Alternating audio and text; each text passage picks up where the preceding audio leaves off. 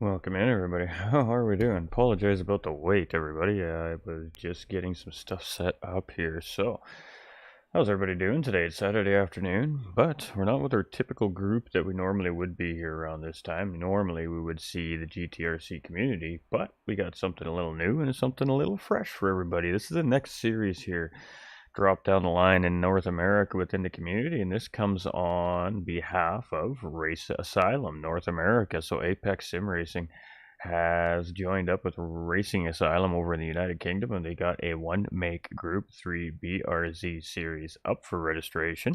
Has been for about 3 weeks now.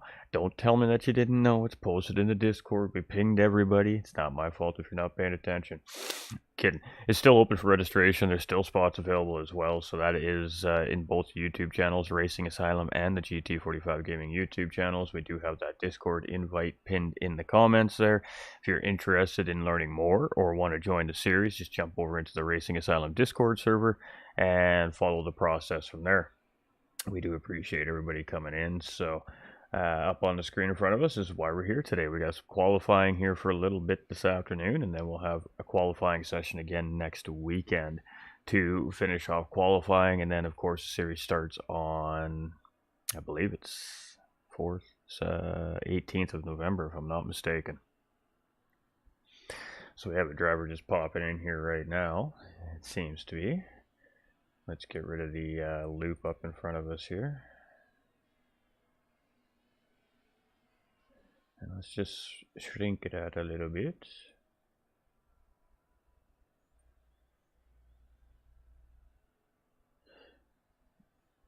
Alright. I'll just leave it like that.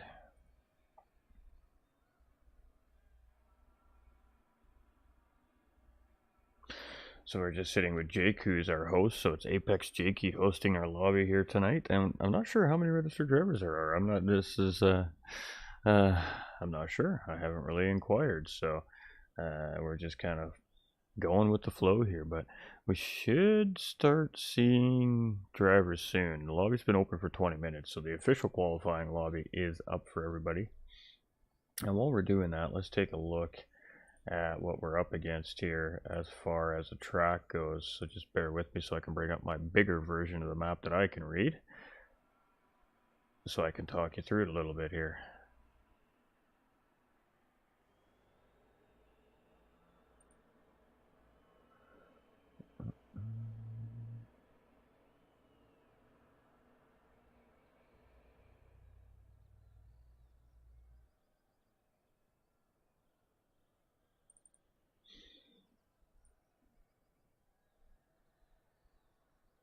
All right, so the track. Everybody knows the track. It is Suzuka, located in Japan. It's a 3.6 mile racetrack, 5.81 kilometers, has 20 left and right hand turns. It's a tarmac surface. It is a real world circuit. They race on it every day they can when it's the racing season over there. And it has an elevation change of 131 feet. So it's an interesting little circuit. So let's talk about it here for a second. And when you're looking on the track map, I have to spot it myself. It is on the the right-hand side of the track map, the center. There's a little blue circle with a white arrow and is pointing down towards the bottom right-hand corner. That is our start-finish line. So from there, the drivers take a run around Suzuka. So we head down towards the bottom right-hand corner of the map, and that takes us into our first turn. It's a long double sweeping hairpin, fairly high speed corner at points, and then turning into a mid-speed corner at the end of it. And then that takes us around into corners 3, 4, 5, and 6, the snake, and it is just a winding section of up and downhill undulating S's. From there, that takes us into another elongated, essentially double hairpin corner, the Dunlop curve, and that sets us up for the more technical part of the racetrack, believe it or not, down into right in the center bottom of the track map now, Degner 1 and Degner 2, turns 9 and 10. Both very tricky in their own rights. One little miscue and you could be off in the sand trap, and that's never a good day for any race car driver. And then from there, that takes us up a short little straightaway around a little kink up into turn number 11, and up in the top center there, the red number 4, turn number 12, the hairpin.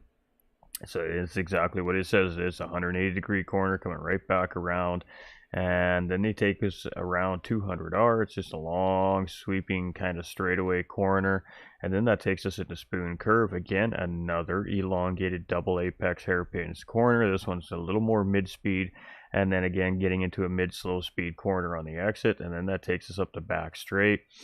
And that is the longest stretch here on the racetrack. From there, that takes us into the 130R, and that is a very high speed sweeping left-hander.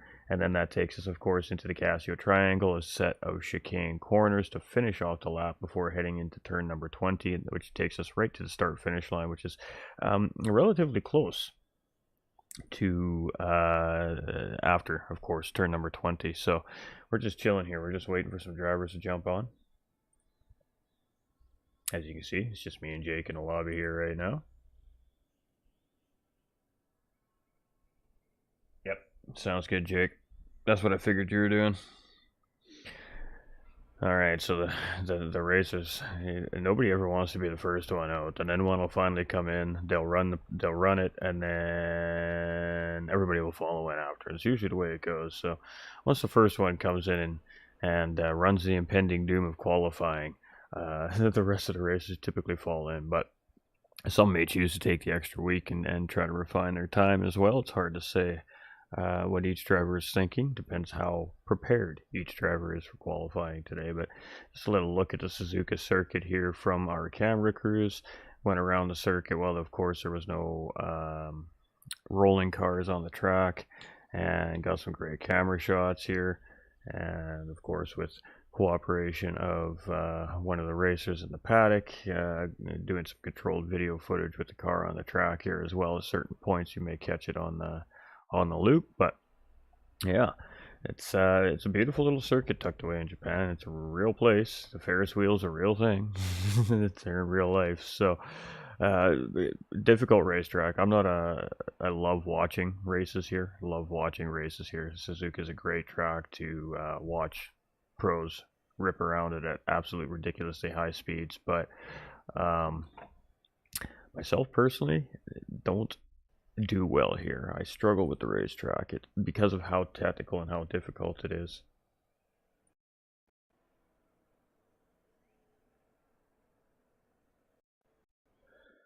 All right.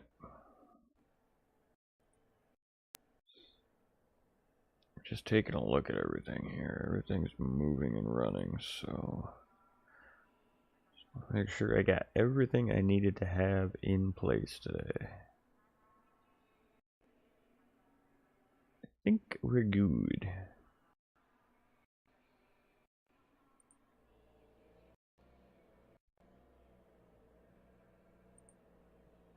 My computer's running a little slow.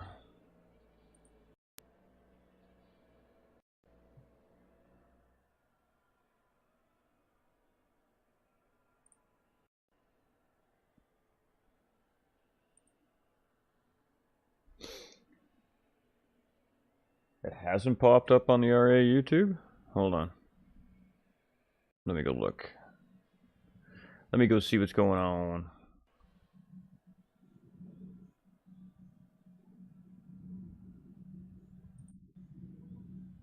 Oh, I know why. 1 second, Ray.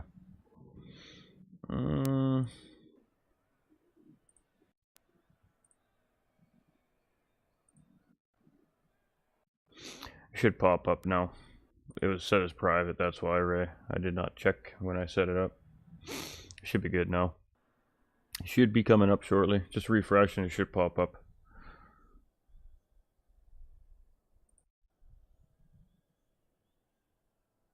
My bad. Alright. Slow moving qualifier here today. It's Saturday. You'd think everybody would be raring to go, but yeah, we'll have to see. We had one driver pop in here, but decided he didn't want to be the first driver out, maybe? We're not sure, but we'll keep it rolling. Oh, good. I can pin that now, too, since I got that there. Fantastic. Yeah.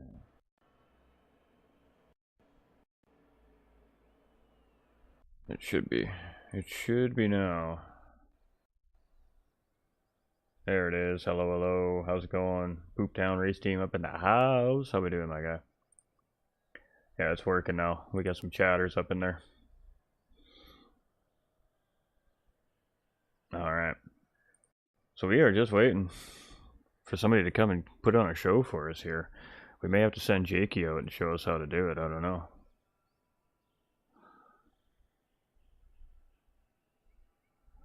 Jakey's going to be in a chat with some of the drivers, so he'll be in the know. Got that Group 3 BRZ just sitting on the screen there, waiting to go.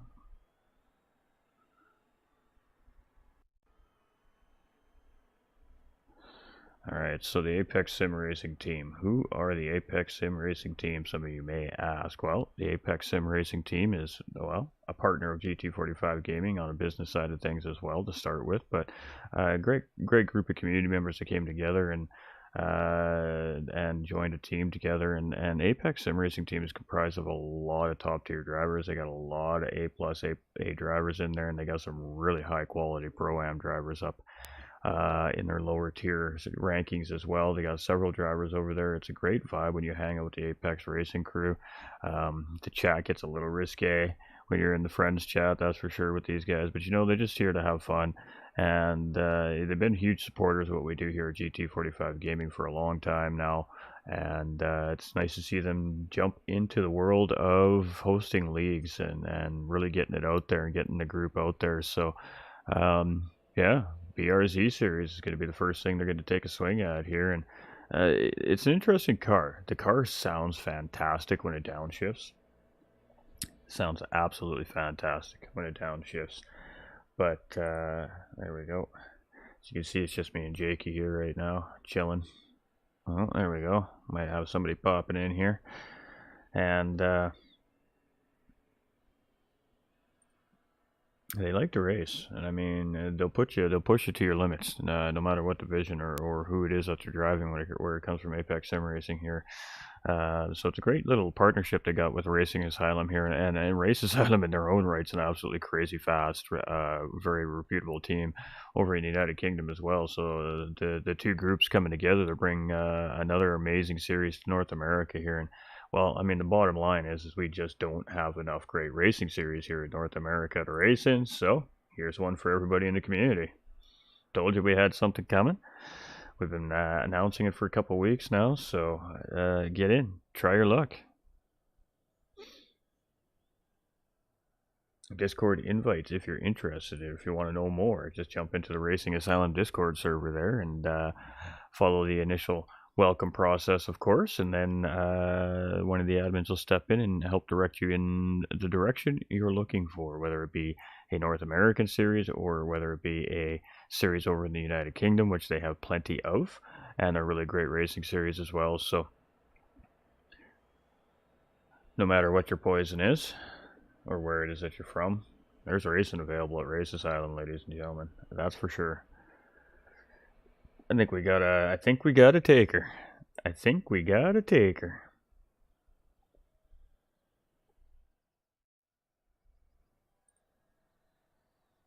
Hey, that's not supposed to be there. Hey, everybody. What's up?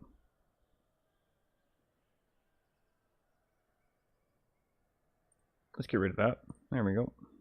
Ah.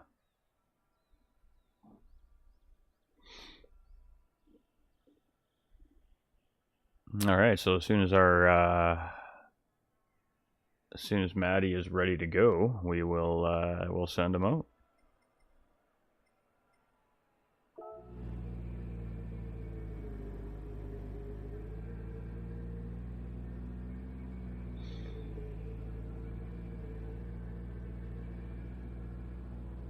Are you sure? Because I got a viewer in there watching right now, Ray.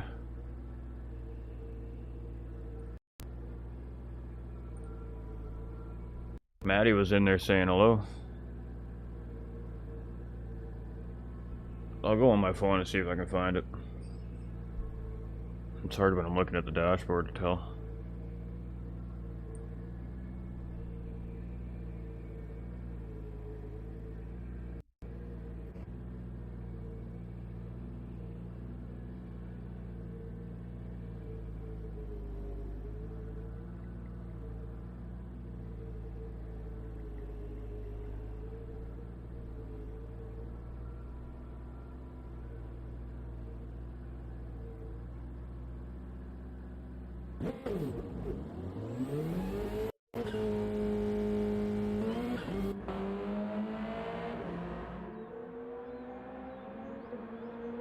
Yep, it's alive, Ray.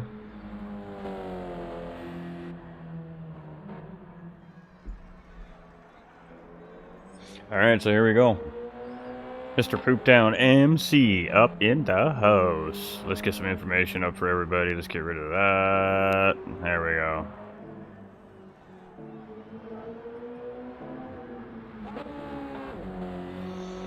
Alright, so our first driver is out on track. So what's going to happen here is the driver's going to get four hot laps and 1 out lap. So a grand total of 5 laps here during the qualifying sessions today. And this car sounds just absolutely fantastic, by the way. I love the sound of this car.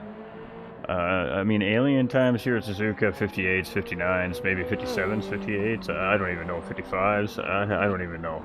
But I think on the average, we're going to see 2 minute, sub 2 minute times here for the most part for most of our drivers. That's a pretty good time at Suzuka. If you can get 2 minutes or under in a Group 3 car, you've got pretty good rhythm around the racetrack. So it'd be interesting to see what he puts down here. All the drivers that are qualifying are required to take screenshots of their times as well and submit those to one of the Racing Asylum administration officials there. And of course, she will take all of that information as it comes through and start setting up a division placement drivers list. So much love to Race Asylum and everything that's going on behind the scenes over there.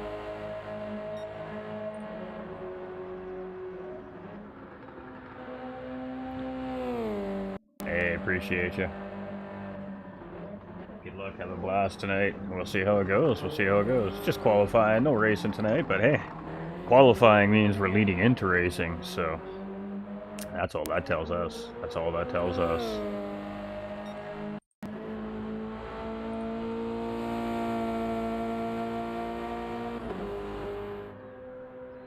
Alright, the game is really loud in my ears here. Holy moly. Alright, so it looks like we got a Canadian driver on track here with those winglets. Obviously that Canadian maple leaf there in the winglets. So it's a 2 minute out lap. Let's see what he's got here. We're just heading out through the snake right now, those S's after turns 1 and 2.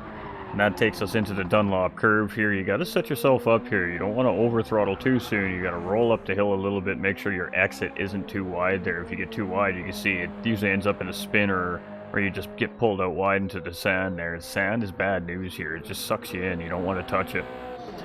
We're getting through Degner 1 and 2 here. That takes us to a short little run, not very long here. Takes us around a little kink and then into the hairpin. And that's kind of the halfway point, so to speak. A little past the halfway point of the racetrack, I guess. But this now sets us up in for Spoon Curve and that very long back straight heading into 130R. So the exits are so important here as you come through each one of these corners. In this sector, you want to maintain as much speed as you can around the corner. And look, so far he looks pretty good. Fairly smooth. Looks fairly comfortable. He's not quite utilizing that whole racetrack at the moment, which means he's losing a little bit of time. He's leaving a little bit out there at the moment, but some drivers like to put in that 1 or 2 safe laps first. And then from there, of course, they'll send it. So we'll see if that's the case here today. With Pooptown MC. So here he goes. Very nice clean livery on that racing car as well. TLR driver, which I don't know too much about that team myself, but we'll learn as the season goes on. Alright, so it's a 202.788. Definitely room for improvement on that lap there. But again, just could be a safe lap. Now the tires should be up to temperature, quote unquote. Ooh, we got it just a little bit wrong there, and that's going to be a practice lap at this point here. So now in this situation, this is tough, right? This is when it gets tough for drivers when they're qualifying. We've seen it so many times in so many different leagues. You make that mistake. Now the driver needs to get immediately back into the rhythm. He just needs to look forward, get back in behind the steering wheel, get those tires scrubbed off, get them all cleaned up, and just worry about setting up the next lap. This is an opportunity now for this driver to work on a couple of areas that he may be struggling in. work on a couple of corners, try to refine them before coming around on lap number 3 here. So right now it's a 2:02.788 being his best lap. This one may or may not be. It's hard to say. He did have that big mistake there. Right now he's down almost 4 seconds. So again, it's just a practice lap at this point.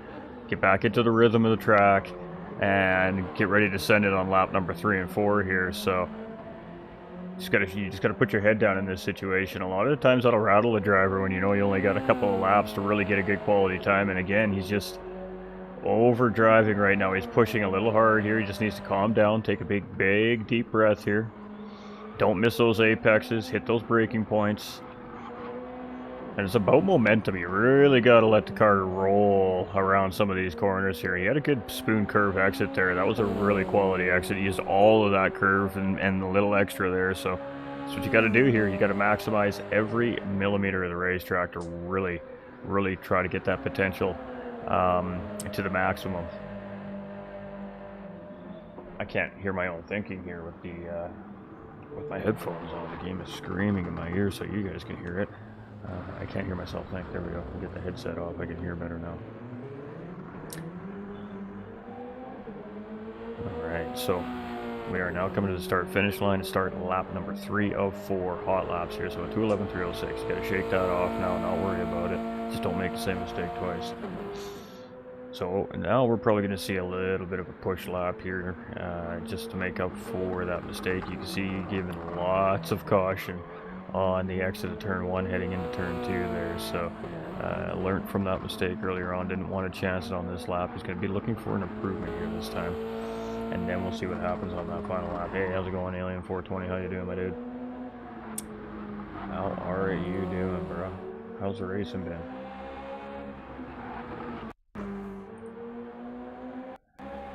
Just keeping an eye on both YouTube channels here because one doesn't show up on my software chat, unfortunately. Alright, so it is Poop Town here, first of our qualifiers this weekend. Now we have 2 qualifying sessions. There's one today, this one will last for about 3 hours, and then we have one next weekend which will run as long as we need it to run.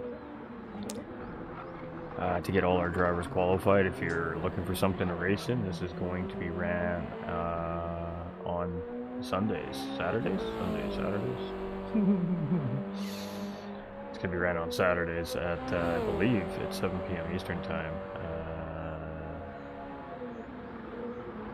If I'm not mistaken, I have to go confirm that. I forgot when we're racing this series. Totally forgot. I'm going to go look right now.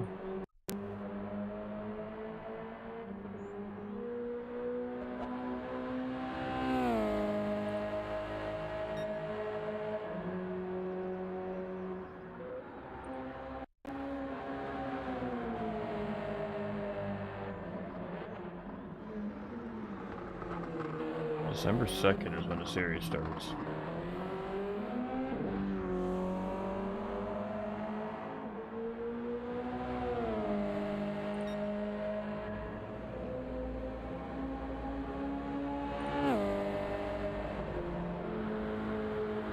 Okay, so 203.843, so he needs to send it this time if he wants to improve on that 202.788. It's a tough track. I mean, you can't make a mistake here. Every little mistake costs tenths of seconds into a corner.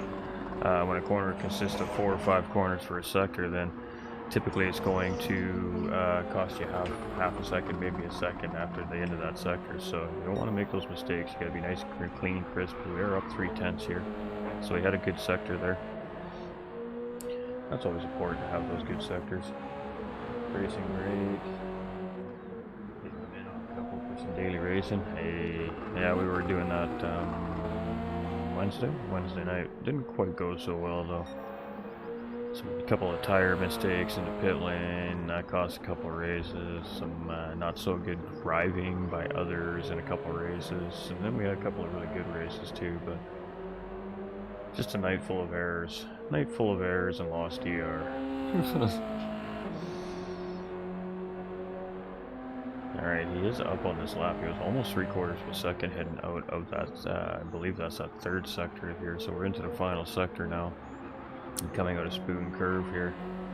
We're going to get an idea where he's sitting here as soon as we get up through the live timing line up at the end of the straight here.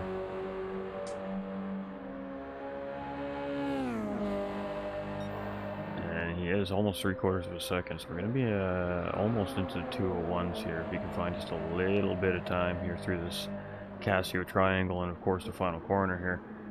So it's just a set of chicanes right here, the Casio triangle, and of course that finishing off in this final corner, number 20 here. Just a little sweeper, but you got to be careful. You get too soon on the throttle and you can kick the car out there and really ruin your day. It's 201.698 there.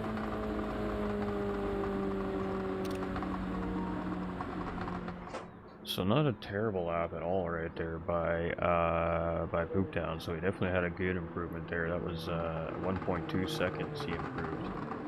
A lot of time gained through 130R there as he just sent it around there. It probably gained him a good solid half second just there alone. So that was a good run. That was a good run. Good start to the qualifying there.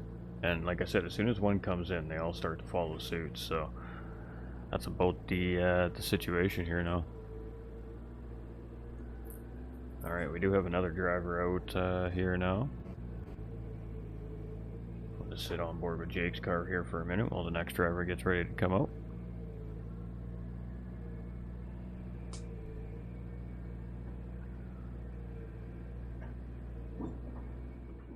All right. Well, in the meantime, we'll go back to the little screen here. To the little screen. There we are. All right.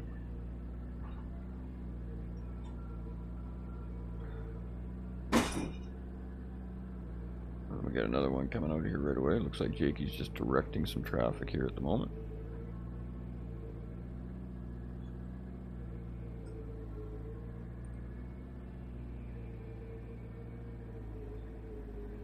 Alright, so we do have another driver out, so we are going to jump on board with Bra Moment. Alright. Some interesting names. Alright, so same thing as the last driver. 1 out lap, 4 hot laps. The equal condition modes are on here in the lobby. The drivers are using the racing soft tires. No fuel, no tires. The same old rigmarole here for qualifying. What we're looking for is ultimate pace of the drivers. Alright, so here we go. Another driver I don't know personally, so we're along for the ride. We're along for the ride. Well, that was fun. First car out. Hey, somebody's got to do it, man. Somebody's got to kick it off. Good job, buddy. Good job, man. It's tough out there. It's a tough racetrack. I don't even know if I could do a 201 lap in the BRZ around here, to be honest with you. I don't do well with the car myself either. That's just me.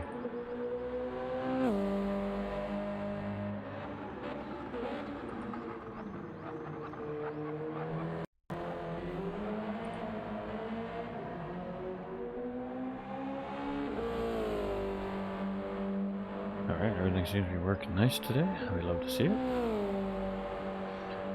Alright, so it was a 2-minute out lap from our first driver, Pooptown here, who right now has the pace set early on in qualifying here. Let's see what Bra Moment has. Bra Moment.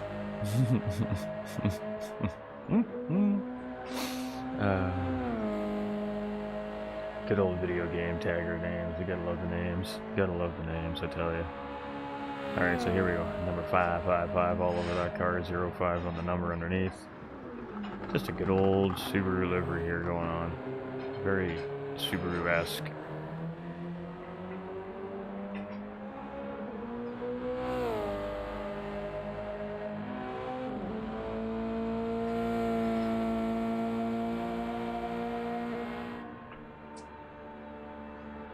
Alright, so the outlap was a 157.226, so that was a pretty quick outlap right there, which indicates that this driver has some pretty good pace underneath of him. So let's see what he has as he comes around here. Got an American flag, all styling on the side of the wings here.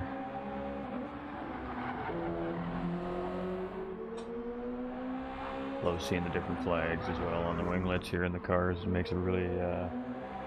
some fantastic look on these BRZs. These are really neat looking race cars as well, and they love to actually race them here in Japan as well. So it's kind of fitting that we're doing the qualifying here on Suzuka, in all honesty, because BRZ series are really big here, especially over in this part of the world, and especially on this racetrack. So interesting combination, really, when you think about it, because there's a lot of racing that happens in real life here with these cars. So yeah, it's just pretty cool. Cool seeing the different car cultures from all over the world too, in real life racing, from one region of the world to the next. In Australia, you got the V8 supercars are a big thing there. Europe especially is F1. You know, NASCAR in the United States is big. F1's big as well in the United States, but you know, NASCAR is kind of the thing. Stock car racing down here in North America. Got a lot of the old school BMW, Porsche, and Mercedes series over in the UK areas of the world. So it's cool. It's cool. What's up, Josh? How you doing, brother?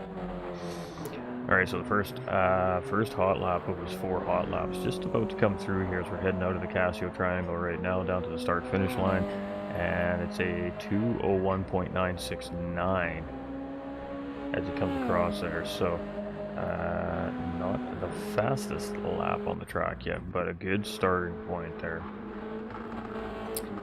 And only missed that by 0.3 of a second, basically, a little less, 2.5. So he looks fairly comfortable out there.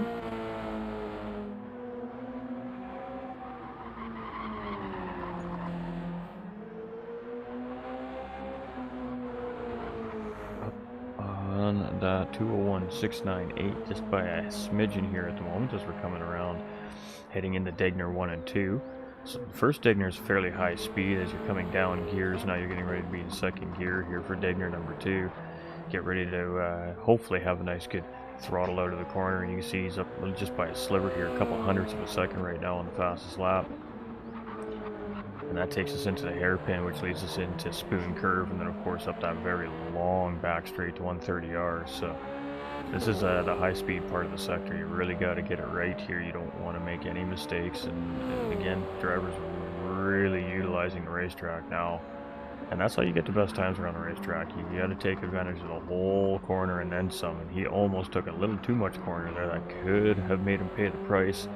You flirt with that artificial curbing here on Suzuka, it can toss the car out on you a little bit. So that was a great job there to maintain under throttle control on those artificial curves, because they're a little bit dicey.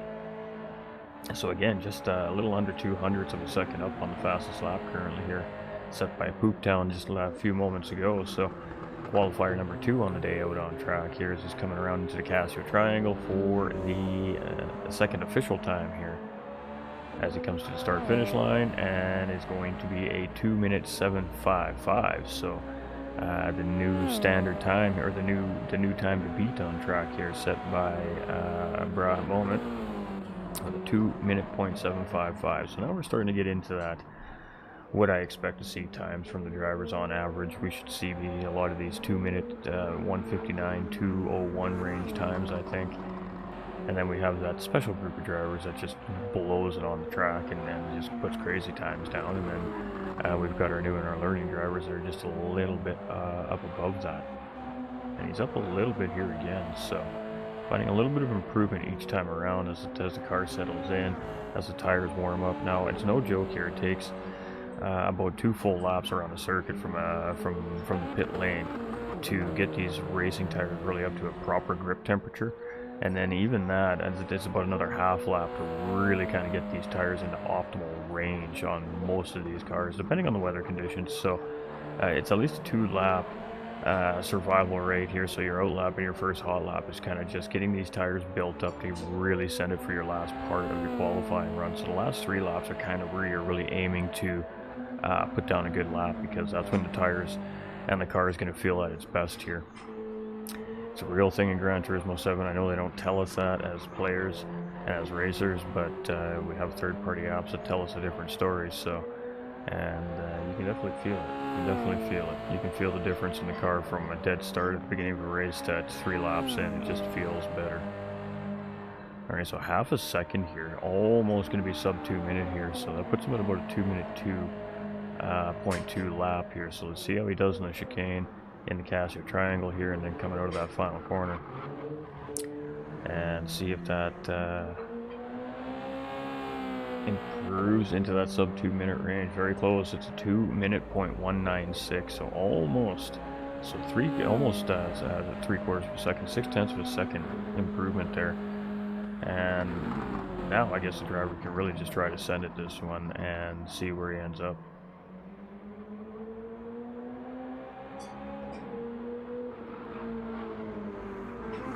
So let's see here. Let's stick on with Bra Moment as he comes around in through the Dunlop curve, or heading in through the snake, heading towards Dunlop curve, pardon me. And he is up another almost 1.5 tenths here out through that sector. So again, just continuously improving lap by lap here.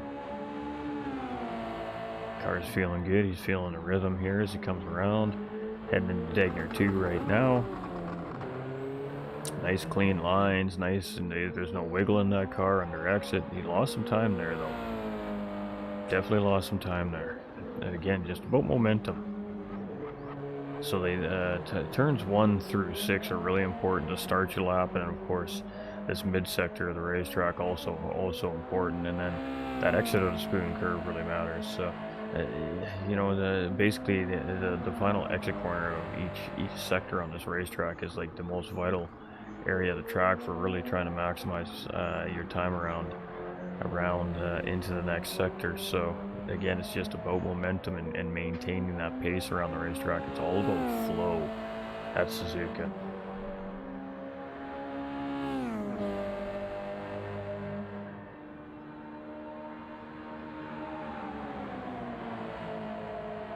It makes or breaks the best race car drivers, this racetrack. Sometimes it really does. So as we're coming through the Casio triangle for the last time here, on Bra Moment's final qualifying run here, and he's not going to get it this time. So 2 minute .196 there from Bra Moment's 354. Alright, pretty good run right there.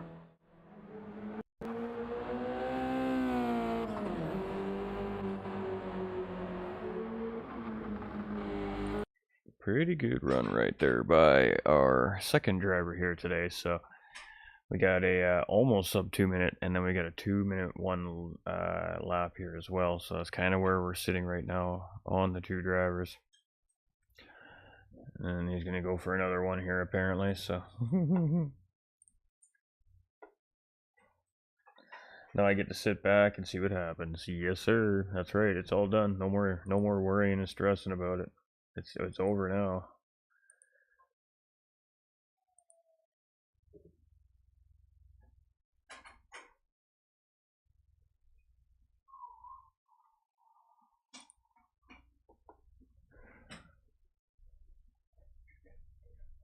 That is not quite. There we go. Oh, it's not there either. There we go. Now it is.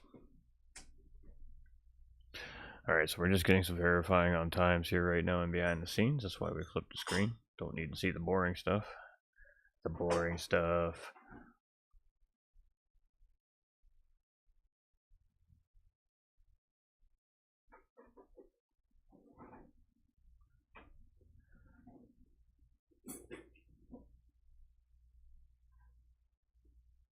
Alright, so that was a good run there from our second driver here in qualifying.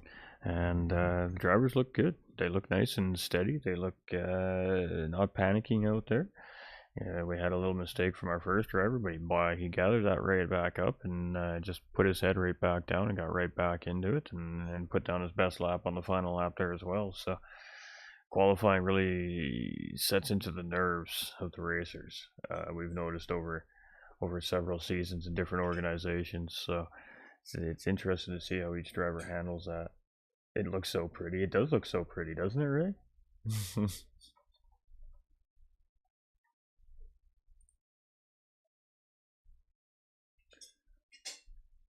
All right.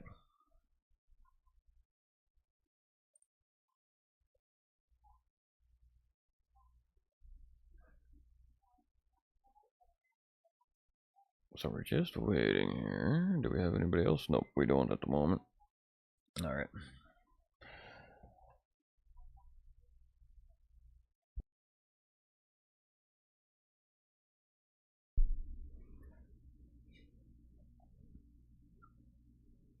Yeah, it's just qualifying. It's just qualifying, guys. Everybody always puts so much pressure on themselves for qualifying, and I get it.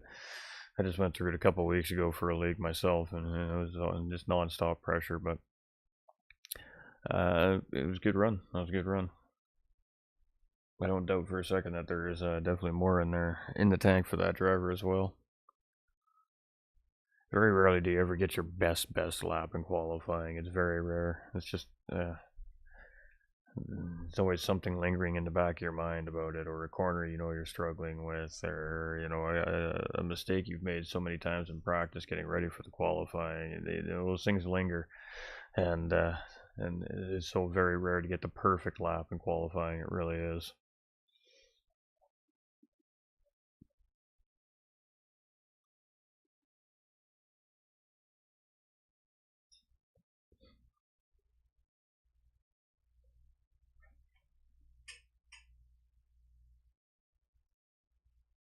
All right, so 2 out of our field so far qualified in here today, so that's a good start. We're gonna have the lobby up for 2 more hours here. And then, well, the lobby may stay up for longer, but this guy's got to bounce out for 2 hours. It's the end of the story here, so I've got a race to go to this afternoon as well myself. Nice long 2-hour one.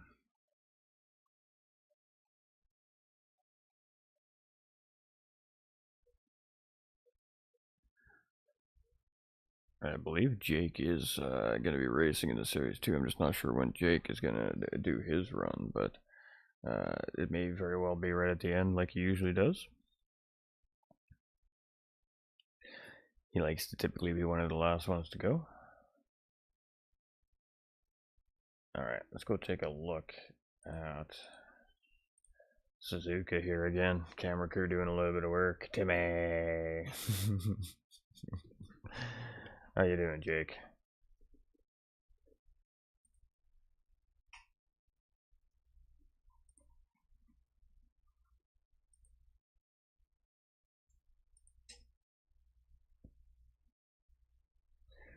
Alright, so next time I go live on RA, I'll make sure to set it public. We'll do my run at the end. Yeah, that's what I figured, Jake. That's what I figured, my dude. I wonder if you do it today or next week when he doesn't need the most. Jake just likes to go last. He likes to try and see what the fastest time is and try to beat it. That's all. It's just Jake doing Jake things.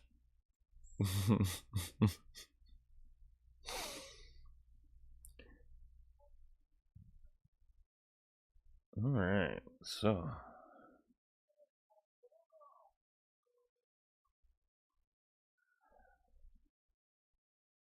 do about 10 laps practice.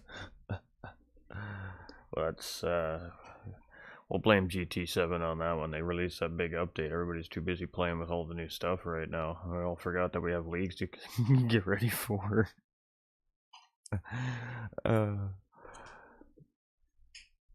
Went and did the weekly missions or weekly challenges or whatever yesterday. That was interesting. Interesting. I definitely say that the snow physics feel alright, actually. I'm not a fan of the dirt physics per se on GT7 myself personally, but the snow physics felt alright, so it's interesting. And the Porsche GT3 RS is a pretty awesome car. I think it's going to make for some good racing series out there for sure. I already know of about 4 or 5 different leagues that are jumping on a one make series with that car already here, so be on the lookout for that because we all know that's coming.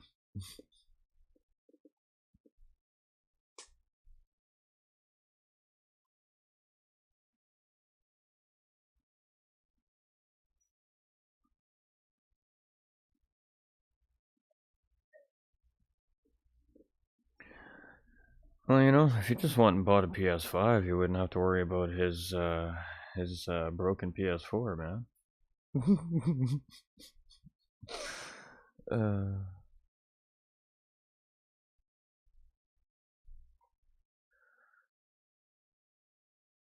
Probably see Pigums in potentially sometime in between. If we're gonna see him, I would say in the next 45 minutes as well. I'm not sure if he's got another race after his Mini Cooper race today, but so we may see Pigums pop in here for his run as well.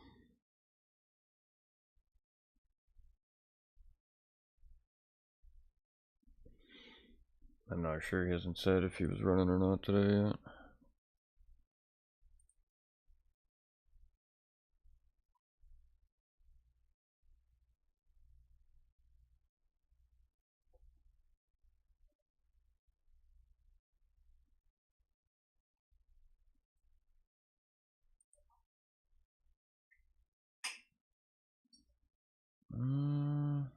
Yeah, no, I don't see anything.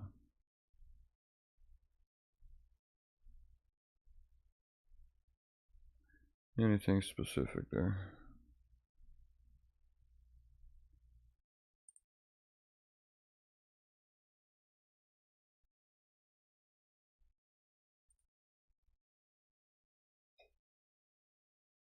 Oh, did he? Okay. Yeah, I know. I knew you were lurking, Lucas. I knew you were lurking. That's funny. He's just a lurker. Poking in, see what the times are.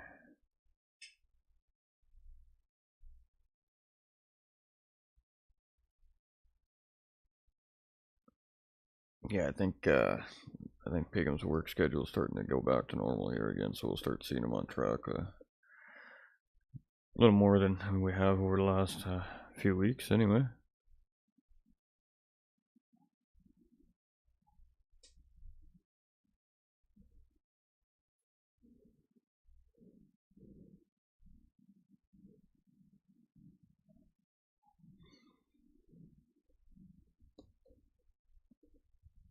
Alright, usually qualifying is hot on the first day. Usually you're just swamped on the first day. I'm really surprised it's not like that today.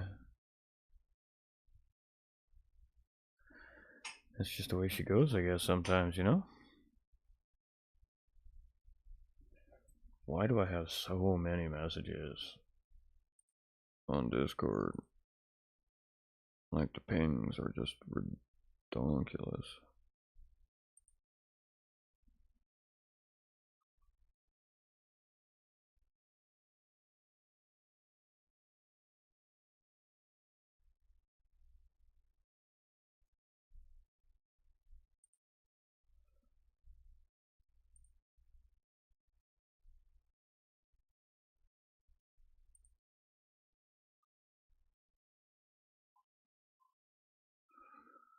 Mm.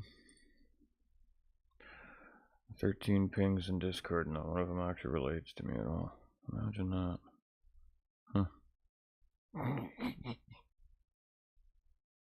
Huh.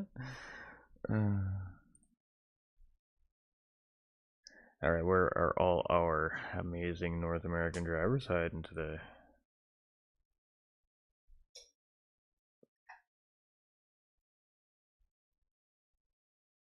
Popular ginger.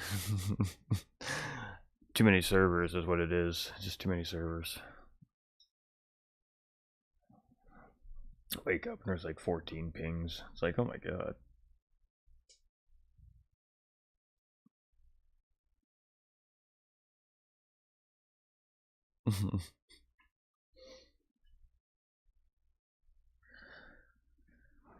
Well, everybody's really working hard for the Suzuka one. Eh? They're all like, no, I don't want to qualify yet. No, I don't want to do it either.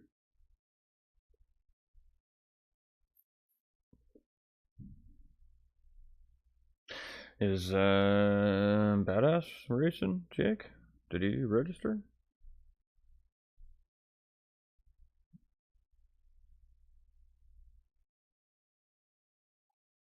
I am a ginger ninja. 100%.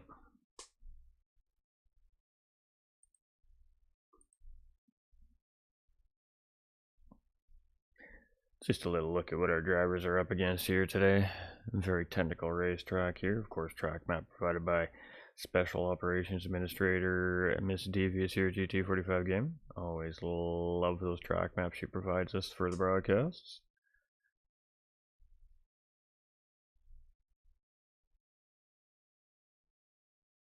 We'll talk a little bit more about the track here as qualifying goes on here today and next weekend as well. There's lots of information actually in those maps. So as you can see, we're just chilling out here. Track officials are keeping the track in primo shape.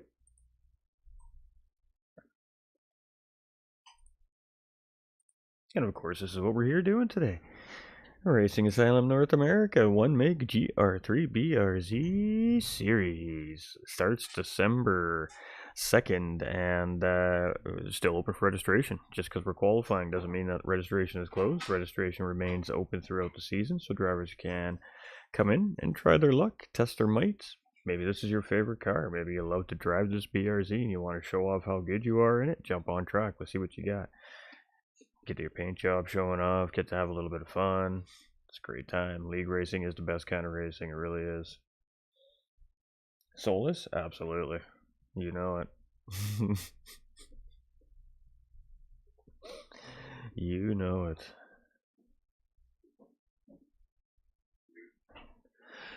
Alright, chap. I suspect next weekend is going to be a busy day too as well. So it's about 10 minutes, a little over 10 minutes per driver to run through. So in a perfect world, you get about 5 hours, 5 drivers an hour through when it's busy, is about how it breaks down. So that's why we have multiple days of qualifying in these multi-division series, because it just takes a little bit of time to get a driver through. Got to get the car out of the paddock. They got to meet tech inspection. And then once that's all done, then they finally get to go out on track and do their thing. And then you got to get them a cool down lap. They got to come in the track, get their car out of the way of the next racer, and then we repeat the process again. So a little bit of a process behind the scenes to get these guys out one at a time to do their qualifying. But again, the conditions are very equal on the racetrack. So no drivers dealing with maybe a little more headwind or a little bit tailwind or something like that. All the conditions are the same for each of the drivers, so no one's going to have an advantage there. The only advantage is the driver behind the wheel at that point. It's the same car, it's the same settings for each car. There's no tuning allowed, so there's no suspension, there's no aero, there's no little tweaks that the drivers are allowed to make here. It is just jump in the car, stock bone race car, and see what you can do with it.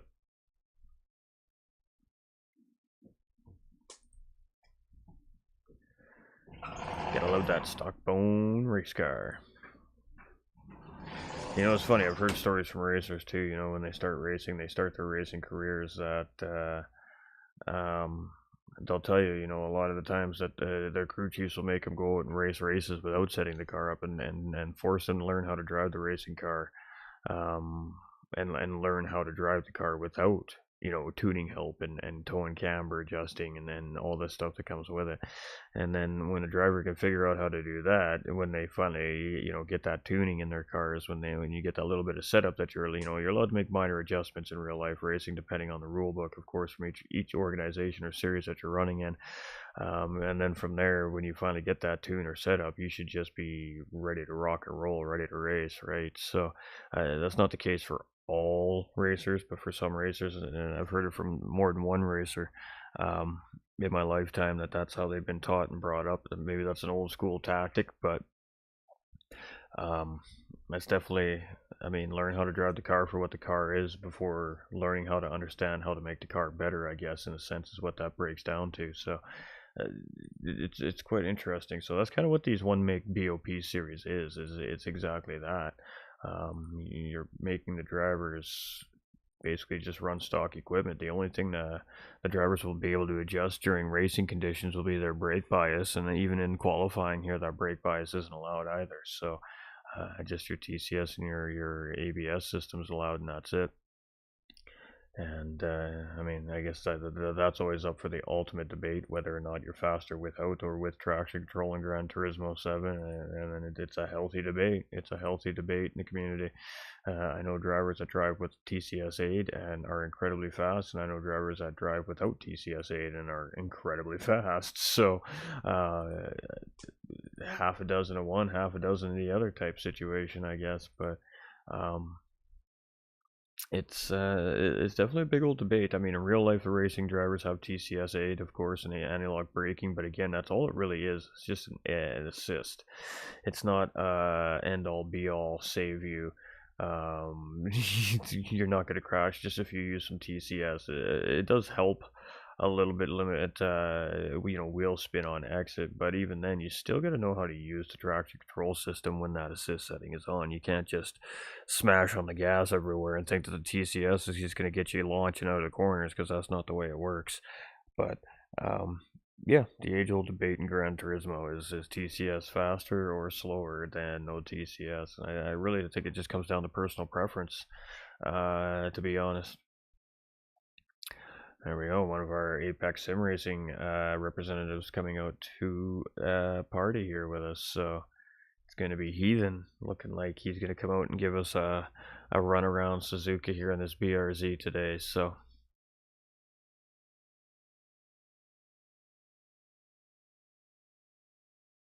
yeah, you're definitely right. It's definitely not as intuitive. I know lots of drivers that use a TCS system, so and they do quite well with them. So me, I'm a 50-50 on it now. I used to be anti-TCS. I don't use traction control, no way, blah blah blah mentality. But now, there's certain situations where it definitely can come in handy. There situations where it can come in handy.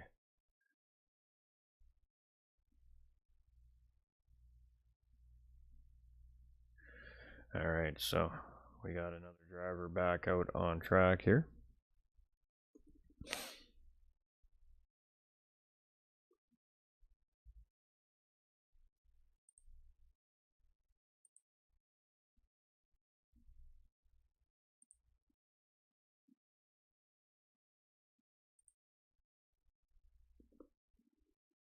Alright, so we're just getting a ready roll call out here. Of course, our host of the lobby, Jake, directing traffic.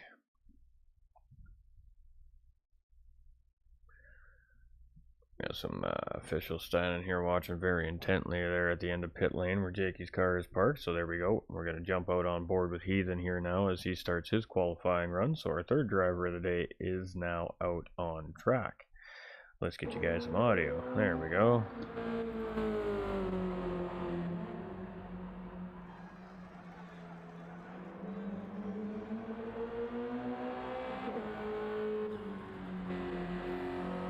We got a base design livery going here. Apex Sim Racing's Heathen is now up.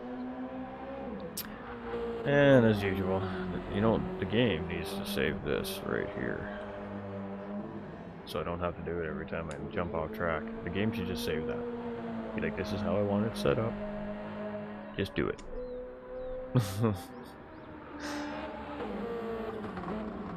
Alright, so this is an outlap, so this is just an opportunity for drivers to warm the tires up, try to get as much air pressure built up into the car as they can, and again, just refine their lines around the racetrack before they start flying. So outlap is essentially just a warm-up lap.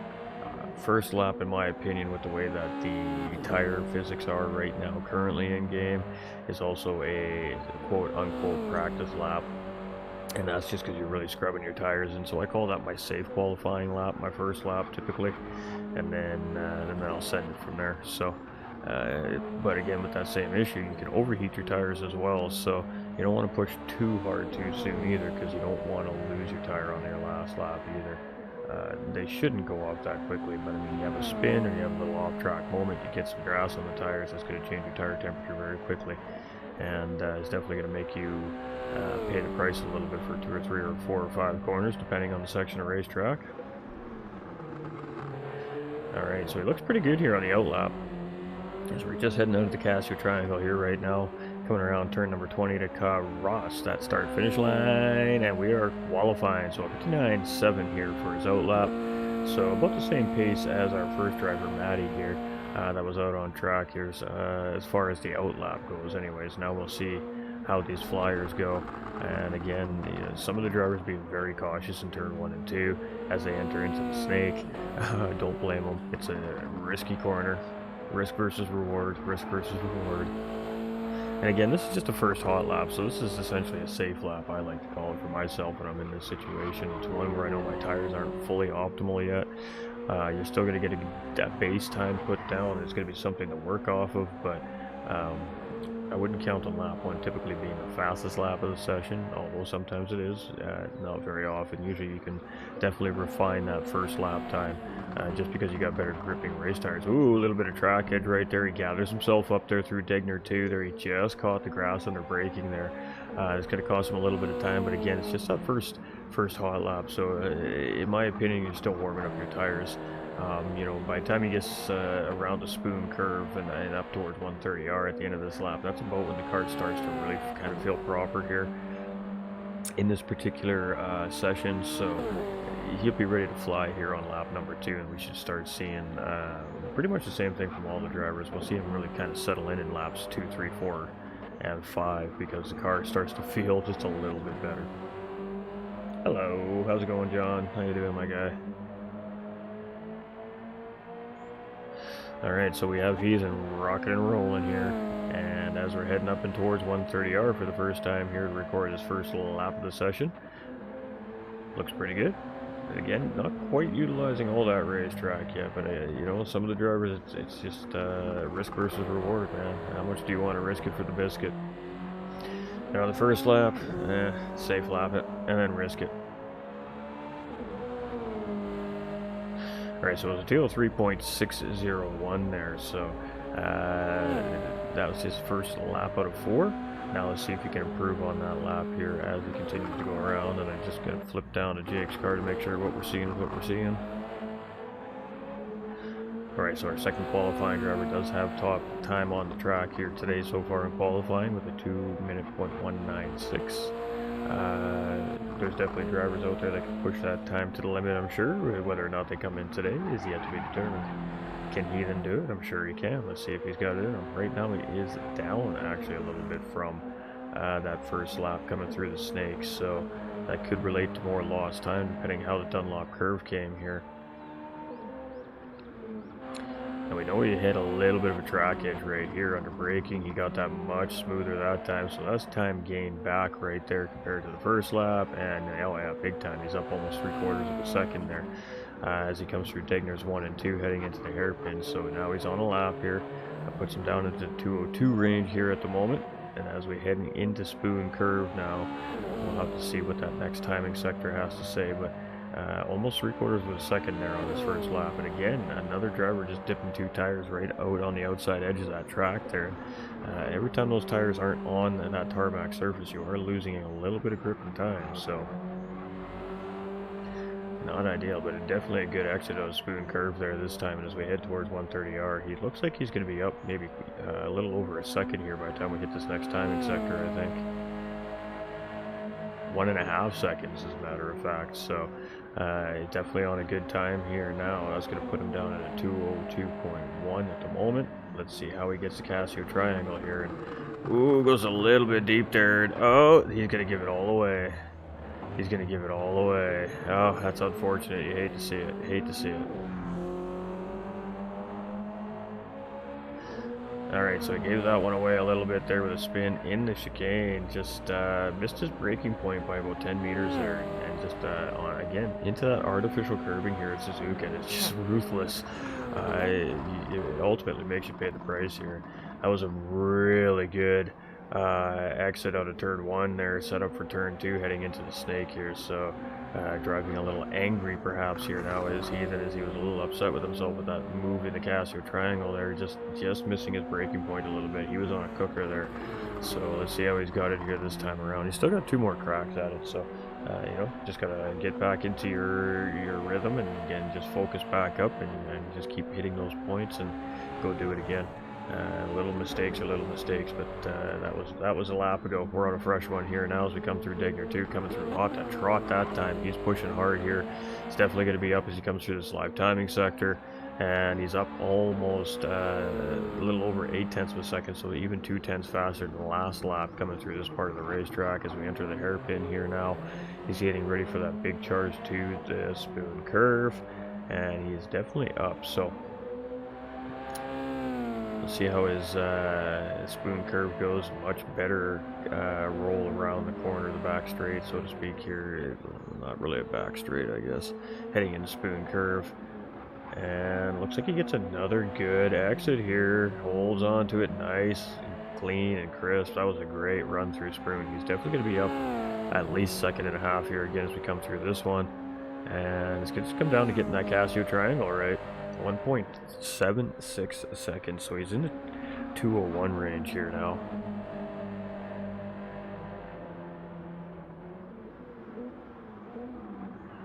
There we go. It doesn't go too deep that time. Looks like he gets it a little tight that time. There actually broke a little too early this time. So, but he makes the corner. He's going to get a good time in here. It's going to be a 201.676 here for Heathen. So that was a big improvement. 1.9 seconds on that first lap there. So that was a good lap. So the final lap here for Apex Sim Racing's Heathen. And let's see if he can improve on that now as he comes out of turns 1 and 2. He had a little bit of a better exit out of turn 2 that time heading into the snake. So potential there that he's up a little bit heading into the S's here. And you can see it's just a non-stop back and forth winding trail of uphill S's here as we head into the Dunlop curve, which in a sense is kind of at the peak of the height of the racetrack here. He's still up a little bit there. He's actually purple as he was coming through that sector there, so he's feeling it this time around, but got a little bit wide out of the one part of the S's there. That may have cost him a little bit of time here. So as we head into Degner 1 and 2, and again sending it around Degner 1, nice good clean entry and exit into Degner 2 there. Doesn't over push the car, and he's down 0 to 8 at the moment, so he gave up some time there a little bit, and oop, catches a track edge coming into the hairpin, and that is going to squash. So it's going to be a 201.767 here. 676. I'm dyslexic apparently today for Apex Sim Racing's Heathen. That's a good time there from this driver as he comes around, and he's going to finish up the lap here. Don't forget to take your screenshot, my dude. Don't forget the screenshots, drivers, if you're watching. Don't forget your screenshots when you go to make your run.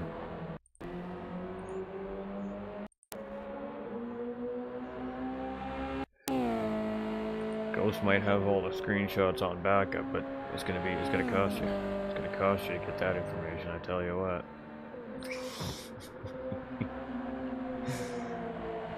That's very heathen-esque. That's very heathen-esque.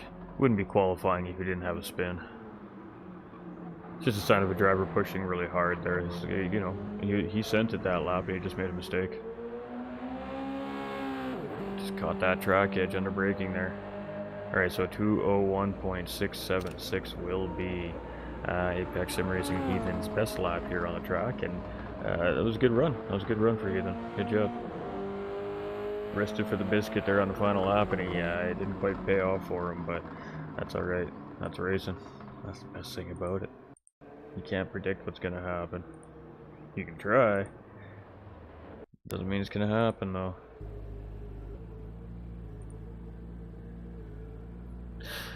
Alright, so there it was. Mr. Heathen.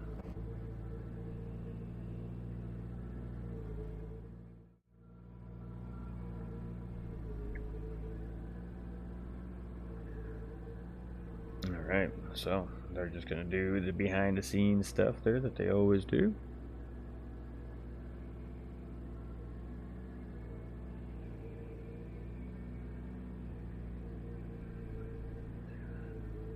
And you can hear Heathen still going around the racetrack a little bit there as he's on his cool down lap, of course.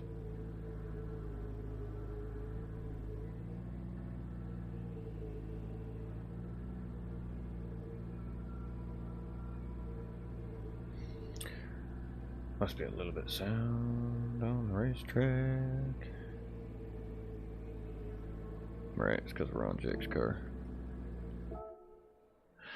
Alright, so 3 of our drivers are through here today, and we still have an hour and a half left of this weekend's qualifying session. So a good time there from Apex Sim Racing's Heathen. Currently puts him second in the list of the qualifiers that have ran today. We have many drivers left to go here yet for qualifying for our Racing Asylum North America 1-make BRZ, and of course presented by Apex Sim Racing Team, and I will be presenting the commentary throughout the season here on the Race Asylum YouTube channel and GT45 Gaming YouTube channel as well throughout the season, so you guys don't miss any of the great action once the season kicks off. It should be a blast. Lots of loud popping BRZs racing around these racetracks, and it's a very large American set up racing series this season. There's lots of American tracks on the list. Heathen died. He didn't die. That was a good run. He had a good run there. That was a good job by Heathen.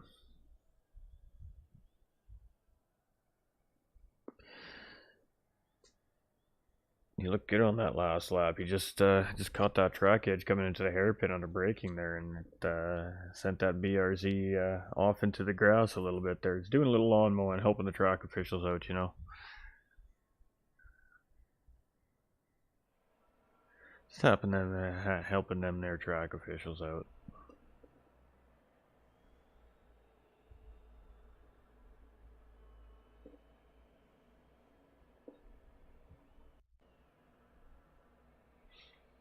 So what is everybody's plans for this weekend? What's everybody up to? I got myself a nice busy weekend. We got this, and then we've got a 2-hour endurance race once we shut this down. And then I don't know what we're going to do after that. Maybe we'll go hit some Assassin's Creed up.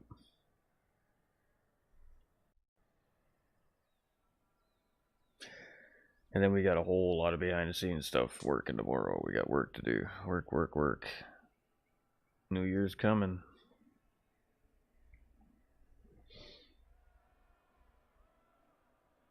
And remember, folks, time change this weekend. I know our UK friends have already changed their clocks, so they're technically only 7 hours ahead of West Coast, and they're technically only 4 hours ahead of East Coast right now until, of course, tomorrow night when North America's clock set back. I know it's dumb, but we still got to do it.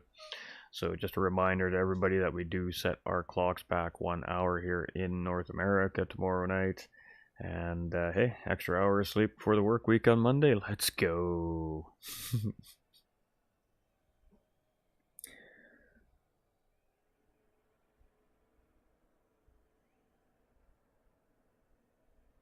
We all like an extra hour of sleep, right? I know I do. Take it when I can get it.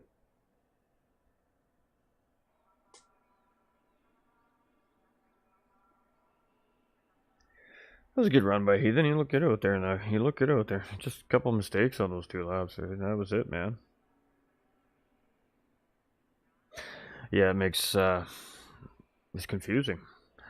In the spring, you guys change your clocks after we do in North America, and then in the winter time, you guys change them before we do. Yeah, I don't get it either.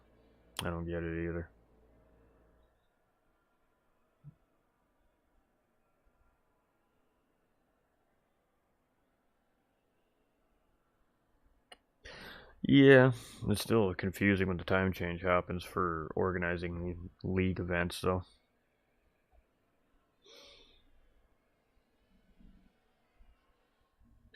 Racers get confused, man. Racers get confused. It doesn't. You shouldn't feel stupid. What's stupid is the fact that they're making us change our dang clocks. Like, who cares? Let's just keep the time where the time is. Doesn't matter. Let's like change it by half an hour and meet in the middle and just call it a day.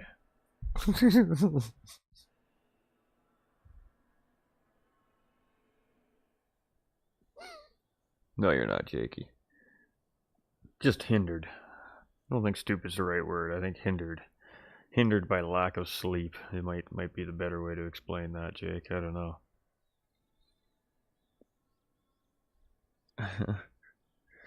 I don't know. That's what I think.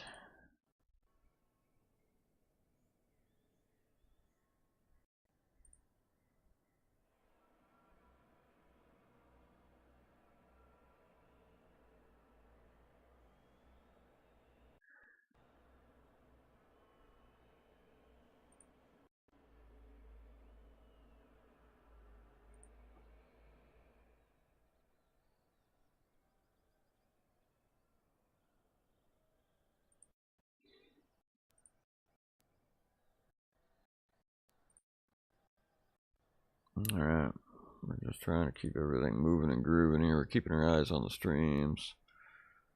That could be possible. Well, I think generally speaking, I'm not that stupid, but time zones really mess me up.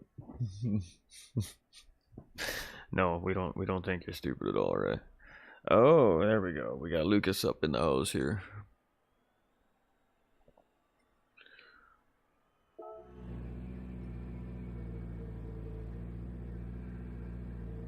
You know, we might see a 202 out of Lucas. Maybe if he's on his game of 201 today. I don't think he's got anything better in him. I guess he'll have to show us.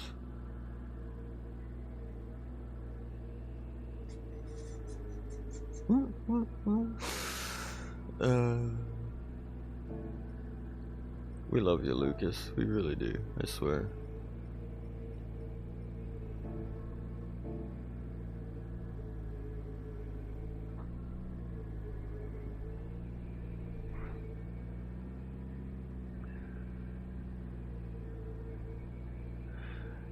Alright, here we go. And a very quick driver on track here, so we should see a pretty good time come from Lucas 36 here. I'm just teasing when I say we might see a 201 out of this driver. We are going to see a pretty relatively fast time out of Lucas 36 here. He is an A+ driver, so should expect to see just sub 2-minute time at one point throughout this qualifying session. I'm just giving him a hard time.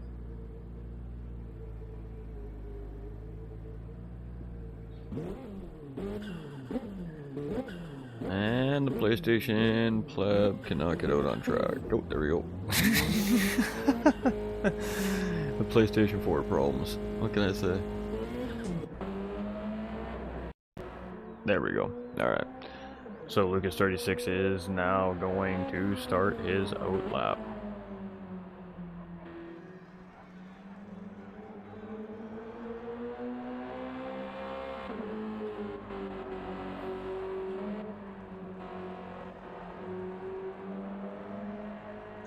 Let's go. Alright, let's flip you over here while he gets ready to set up for his 4 flying laps. So we're still on the out lap here. So he's just getting that car warmed up. He's gonna get those tires warmed up. He's been throwing down some laps here for the last little while this morning, I'm assuming. So he's feeling warmed up, so he should be good to go here. Should see some pretty quick times out of this driver. We did see our second driver come out there today, the one with the purple lap on track currently here, saying that he left a lot out on the racetrack as well. So we'll see how much is out on that racetrack with Lucas 36 here. We know he's going to put in a good time here, so how good a time? Well, we'll let him show us.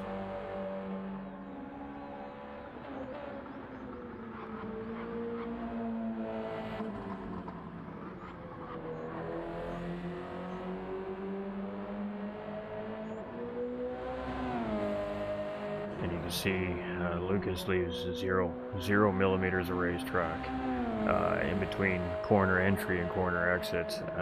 He utilizes every little bit of the racetrack here to try and maximize his time around it. I mean, he is on that white line on every entry and every exit of every corner here, just on this out lap. So as we come around here, let's see what he's got. It's going to be a 56.250 out lap. So that is a quick out lap here from Lucas 36, and potentially 58s, maybe even 57s. You like his livery? It is very sharp. I have a livery sitting there that he'd easily be half a 10-second faster if he had that one on. I'm just saying. Just saying.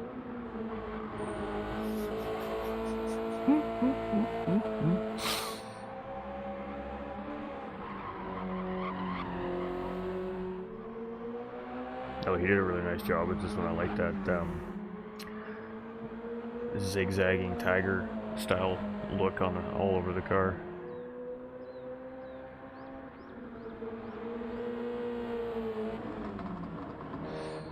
Making another one of our United States entrants here as well in the series. So half a second up on the purple lap on the racetrack here right now, and not Not surprised to see that. Not surprised to see that at all. Yeah, several fast drivers entered into the series. Yeah, typically the fast drivers aren't the first ones to go out in qualifying. They usually let a few people run out and then they come in and start to set that bar, so to speak. Jay. No, mister.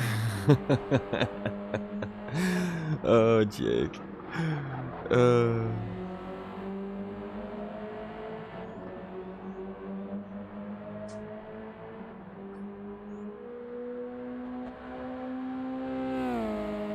Alright, so where are we at here? 8/10 purple right now, so gonna be a 59.3, 59.4 if it keeps on the pace here. Get a quality, Jay.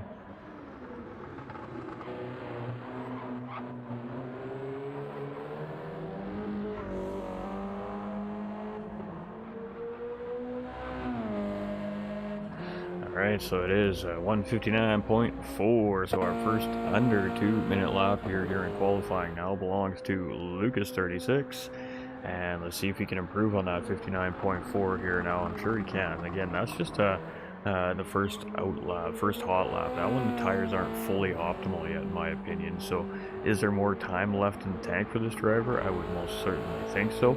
Can he put it together? Well, we'll leave that up to him.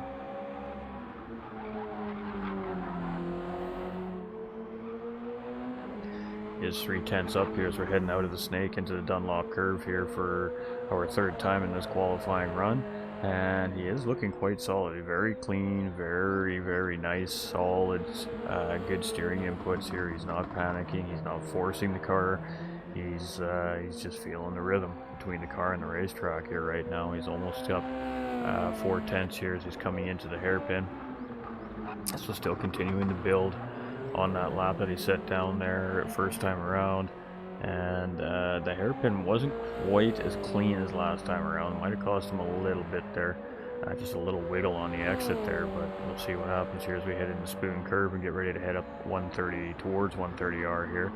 And this is a mid-speed sweeping hairpin, so there's 3 different types of double apex hairpin corners here at Suzuka, and they really do provide for some difficulty, but they also provide for some great passing opportunities here on the racetrack as well. All 3 of those double apex corners are good passing spots on the racetrack actually.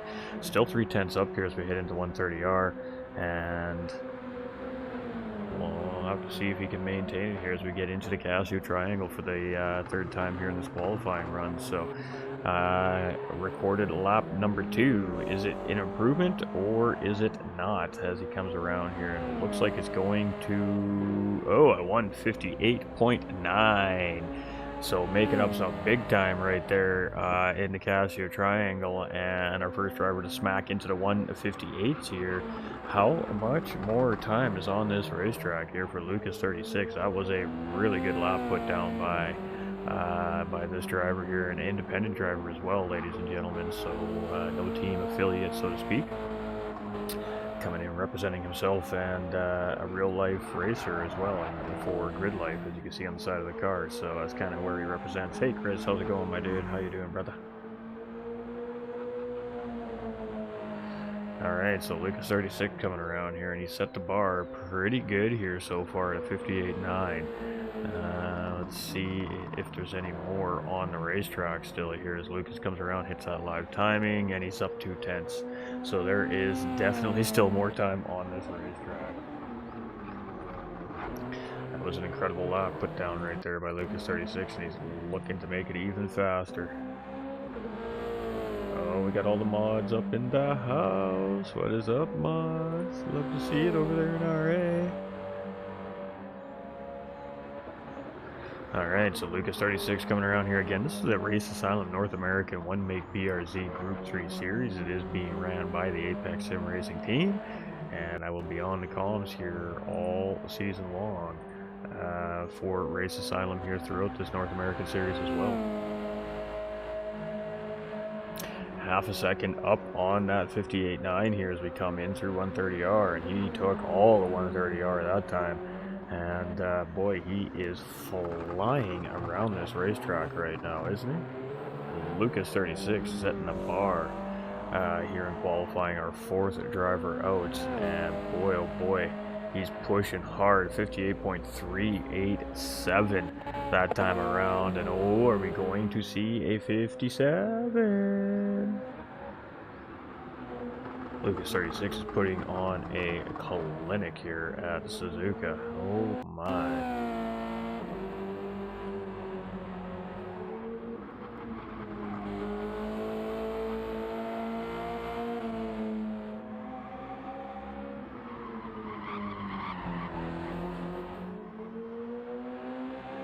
And that's the first time we've seen him down in the sector since he started his qualifying run. He's down a 10th here as he comes up in through the Dunlop curve, heading into the Degners here right now. Let's see if he can make it back up in the Degners.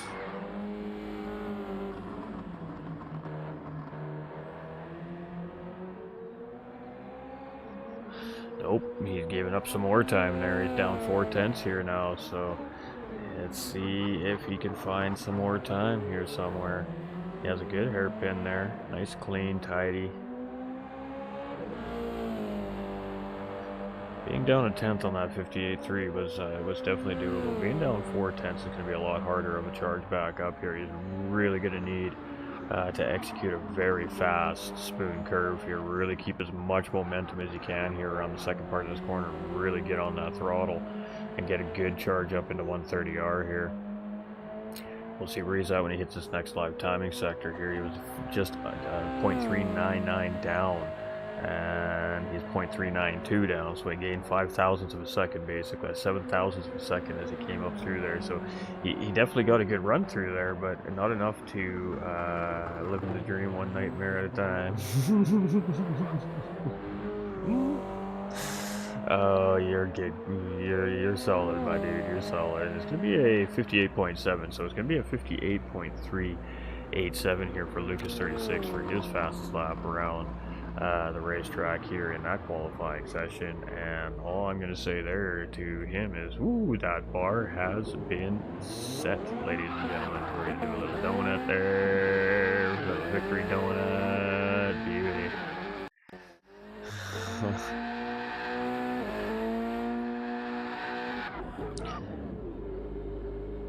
Gotta love the victory donut. That was a well-earned donut in my opinion. Well-earned donut in my opinion.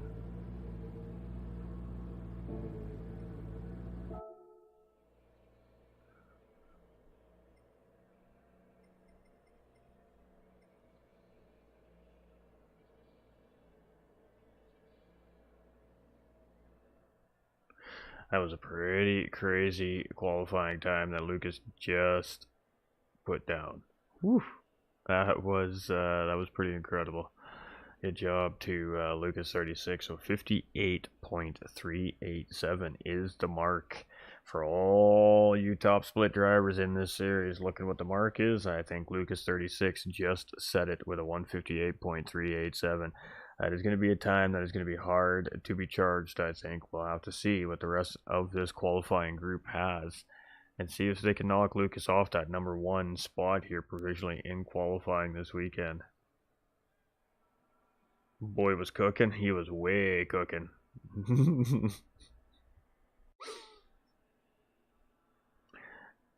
He was certainly moving around that racetrack. He made that BRZ look like it was a rocket ship.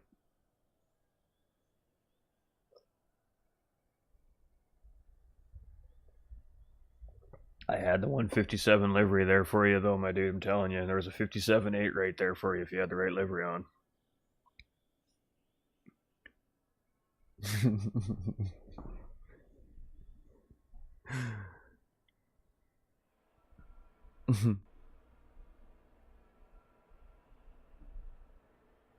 That's fast. I can't even break a 2-minute lap on Suzuka, so kudos to Lucas and all these other drivers that are gonna go sub 2 minutes here in qualifying, because I couldn't do it. I can't. It's just like that. It's like my unicorn on this racetrack. Under 2-minute lap just doesn't happen for me in a Group 3 car. I've been so close so many times.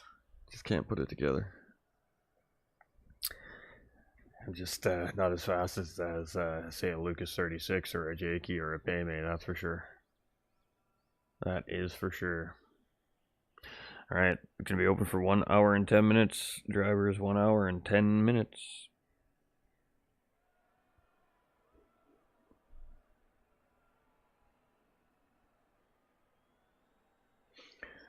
Yeah, that was a good time. Lucas really stepped into it there for sure.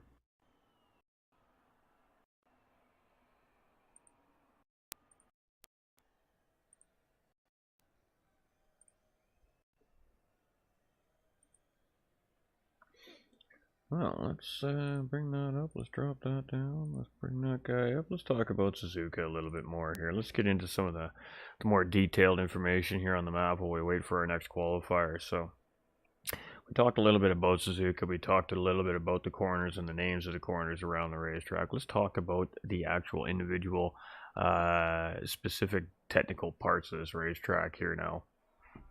All right, so we're going to go to note number 1, which is at the bottom right-hand side of the track map, right down where it says Suzuka Circuit there.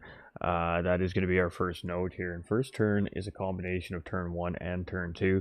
The braking for this section can be a little intimidating for some of the drivers. There are a few options to tackle this section, but it comes down to what we've said a few times already today, risk versus reward. Moving into point number 2, which is basically that whole S sector, the snake. Now, the snake is a series of 5 turns that forces drivers to test their weight transfer skills. This will get increasingly more difficult as tire wear becomes an issue. Obviously, in qualifying, tire wear isn't an issue, but the body roll, for going from the left to the right to the left to the right and going uphill, definitely makes it difficult. Going through the S's, it can very easily throw or push the car offline. That takes us into note number 3, which is the Degner 1 and 2, which is a very intimidating set of corners, but when you get them right, man, does it feel good. There's a sand trap along the outside of Degner 1 and Degner 2. If a driver should go off track for any reason, the sand trap is a great safety feature and is really good at ruining a driver's race. So what the sand traps do on these racetracks is they stem the momentum. The job is to take the momentum out of the racing car while they're sliding at 100 plus miles an hour. And then ideally the sand there is to try to limit the amount of impact into a wall or a safety barrier, or stop it altogether from even making impact into a wall or a safety barrier. And you can see on the track map the orange highlighting around the edge of the map is where the sand edges on the racetrack are on the racetrack as well, and the little green outline edge is where, of course, there is artificial curbing or grass on the outside of the racetrack on each part of the racetrack, in case you were wondering at home. So sector number 4 is that hairpin at the top center there, and that's that really hard, tight hairpin corner out to the Degners. A hairpin is a very tight radius, 180-degree hairpin turn. Drivers bring their cars to a crawl to make this turn. When getting back on the power, drivers need to be very careful not to give the car too much power too quickly. Of course, it can spin the car around, can make you wiggle, it can just upset your racing car. It's going to cost you time on the racing track. Point number 5, which of course spoon curve, very different kind of set of 180-degree corner, so to speak. Spoon curve is a combination of turns 15 and 16. The brake zone is rather straightforward. Many drivers treat this section as a single turn with a double apex rather than 2 separate turns. Driver need to be mindful of the sand trap on the outside of turn 16, though, if you run wide. We haven't seen that too much yet so far here today. That takes us into the back straight, section number 6 here. Drivers who have a penalty will be forced to serve that penalty there. Even a minor penalty will result in double or even triple the time lost. Driver serving penalties are required to be predictable to avoid contact. The race administration has gone over all of the do's and don'ts with the drivers when it comes to serving penalties. So that little yellow box with the 2 arrows that are pointing down, that is our electronic enforcement penalty serving zone, so our EEPSZ here in Gran Turismo 7. And what that does is, if you pick up a track limit penalty or a pit line penalty or a contact penalty from the game, that game makes you serve that penalty at that yellow marker. So what's expected in most leagues out of the racers at this point is when you get to that line, if you have a penalty, is for you to pull off of the racing line to serve your penalty, and then of course move back into the racing line when it's safe to do so. And that's so that the drivers that do not have without the penalty do not have to go around that driver to gain the position. The driver has the penalty. The driver with the penalty should be the driver moving off the racing line, not to affect drivers who have not picked up a penalty in the eyes of the racing officials. So what that is basically a little wire under the racetrack that race control implements that into the computer, says this driver has a half-second track limit penalty when that driver crosses that EEPSZ line. It cuts the power out of the engine for that determined amount of time. For example, say it's a second. They'll cut the power engine out for a second. The driver won't be able to accelerate or any of that. They can only down their gears and decelerate until their engine power is back up. Once that time, in this case that 1 second, is up, the power is returned to the engine of that race car and the driver can continue on with their race. So it is a foolproof serving zone system for race control in Gran Turismo 7, and it's really a fantastic feature. So sector number 7 here again, that takes us into 130R. This turn has a radius of 130 meters. Drivers may lift or even brake for this turn depending on the condition of their tires. Group 3 cars, you can send it around there if you get it just right. And of course, point number 8, our final point, and of course the last sector of the racetrack, the Casio Triangle. It's a low-speed turn, lots of passing opportunities here, and you got to keep a watchful eye there. Guys can get in real quick, real tight, real fast, and make something happen there. So, and a little bit of information there about Suzuka and some of the challenges it can provide for the drivers while they're racing around this racetrack. Now, obviously, in qualifying, we don't need to worry about the tire wear or the fuel consumption. The car is quote unquote in optimal condition once you build your tire pressures up. So the car is at its what would you like to call its fastest condition, the best optimal racing condition for qualifying. So these drivers really are quote unquote driving a dialed in race car for qualifying and in qualifying sessions. So they should be able to put in personal best style times in qualifying if you can put it together. That is, of course, qualifying and the pressure people put on themselves typically doesn't make it easy, but you can essentially hit your PBs in qualifying, and that's kind of the idea behind it.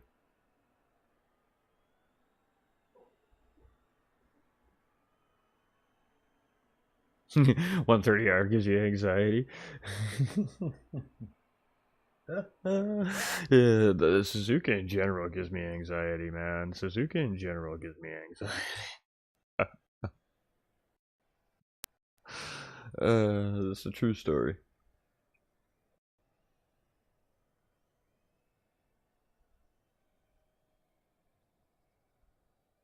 Just don't make your break. Just don't miss the break point on entry. That is always the case, my man. Can never miss your breaking point on entry, especially in qualifying. That really ruins your time.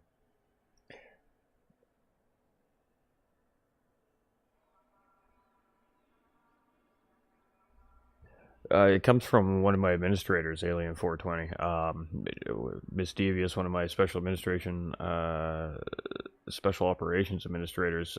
She makes those track maps herself and provides them to the page. She does all the research about the corners and all the fun facts, so to speak, about the racetracks. Some racetracks are a little vague on their information, so some of it's research from different sources kind of pieced together. It's tough because they're constantly changing names on some of these racetracks as well. Nürburgring GP is actually a really good example of that. They change their corner names quite regularly depending on the sponsors, the racetrack rates. So it's hard to keep up with the name changes. But when it comes to the fictional, so the PD, the Gran Turismo racetracks, say Seaside, St. Croix, the Maggiores, stuff like that, the made-up make-believe racetracks, she goes and she does a lot of research based off of where the track is located in the world, whether it be North America, Europe, Asia, Australia, wherever it is. And what she does is she just goes and she takes a look at the history of the area that the racetrack is located in, and she comes up with corner names based off of famous racers maybe from the area, or some of the history and some of the culture from the area. So it's really just done with the team behind the scenes, with the administration staff. So she really does a great job with the track maps, and she's done several of them for us already here for the page. But there's like 100, and with the new tracks that they just dropped in, I think there's 100 and um I think that makes 115 track layouts in Gran Turismo 7 now.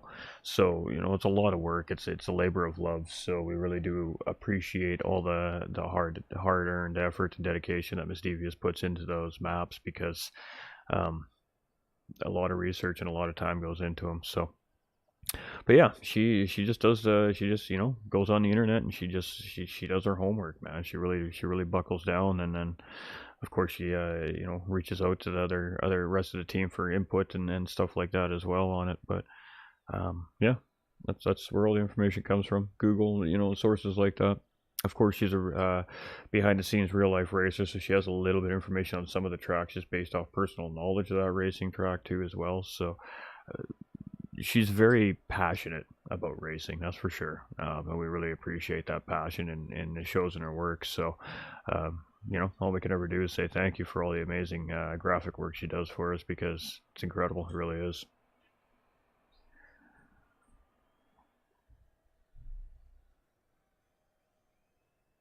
Hey, no worries, my dude. No worries, man. Hey, that's the whole point. We want to try and help educate, the racers and our viewers the best we can to factual information. We're trying to keep it as factual as possible too. We're not, just throwing something out there because we're missing a piece of information for something.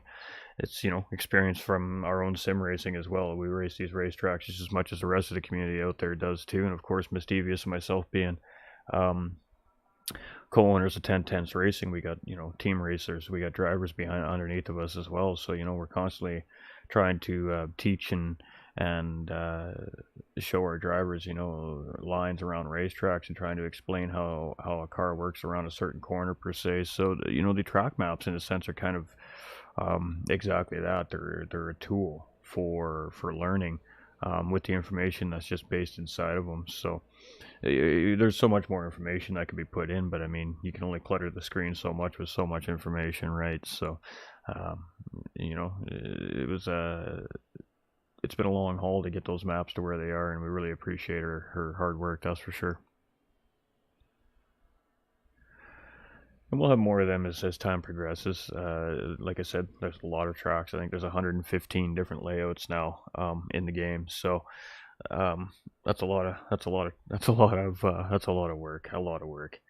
And I'm assuming that the game's going to continue to update that as it progresses. So um, the last update was a genuine, real update in my opinion. It had a little bit of everything that got sorted and attended to in this update. We really need to see more updates like that actually from PD, and next thing you know, we'll have a whole bunch more real world circuits, and we'd like to see some classics come back too. I think that's a general consensus around the racing community.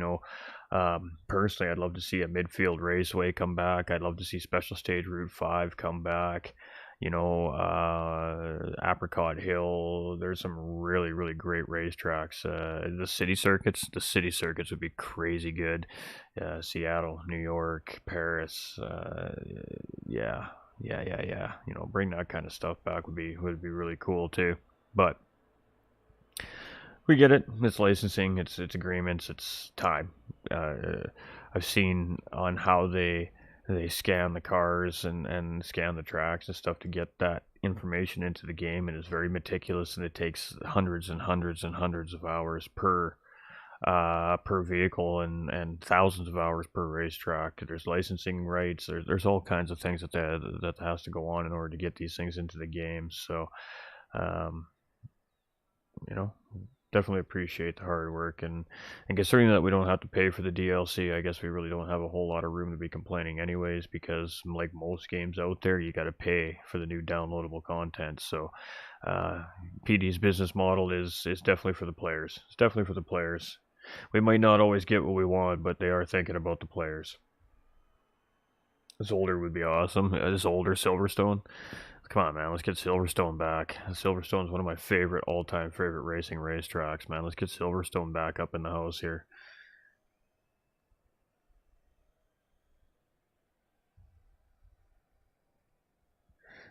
I like creative input on the Gran Turismo specific tracks and the name she puts to them, i.e., Mudslide Corner, Trial Mountain. That one has really stuck with the community, hasn't it, Chris? Hasn't it? Mudslide Curve? Yeah, it really has.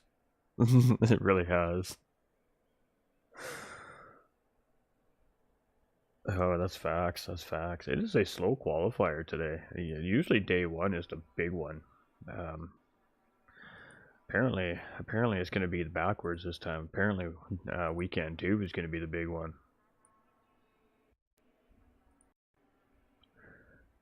But for those that have qualified today, I mean, it's out of the way. It's off their shoulders now. Now they can just focus on preparing for round one at Watkins Glen. And I mean, we're starting the series off with an absolute beauty of a racetrack too. So December 2nd, we're going to be starting the series off at Watkins Glen Racetrack, ladies and gentlemen. So we're going to be heading over down to New York State for what should be a pretty good fun ride around the Glen. That's for sure. I love that racetrack. It's one of my favorites as well. It's I don't know what it is about that track. It's just got the right kind of flow. I mean, you could take that bus stop at like 110, 120 miles an hour. It's just nuts. It's just a nuts track.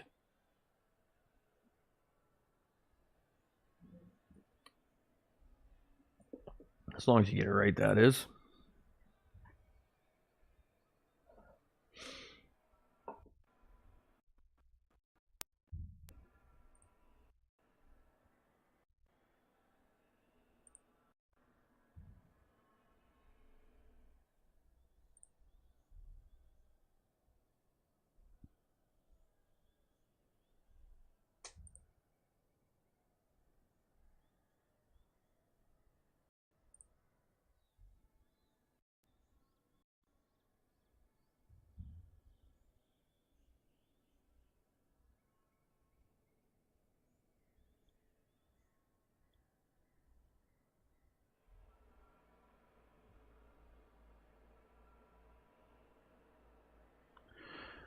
Uh,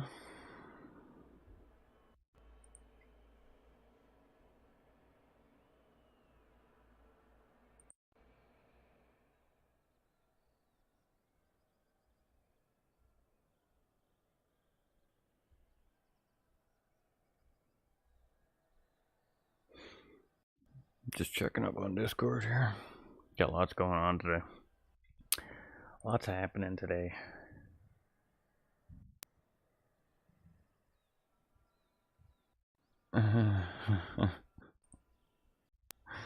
Got drivers not even sure if they signed up for the league or not. That's interesting. That's interesting.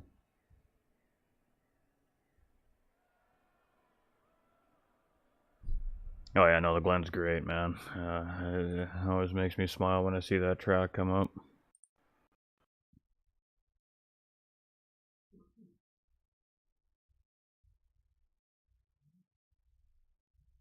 Got the track map up in the race room. Yeah, that's right. Not a boy. Not a boy, Chris. That's how it should be.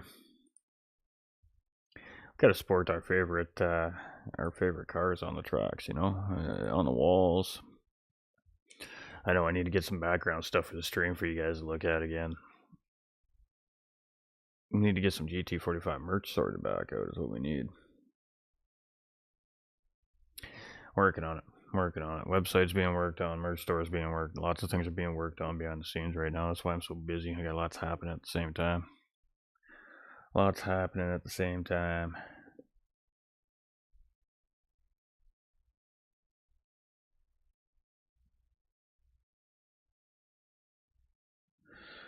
No, not specifically.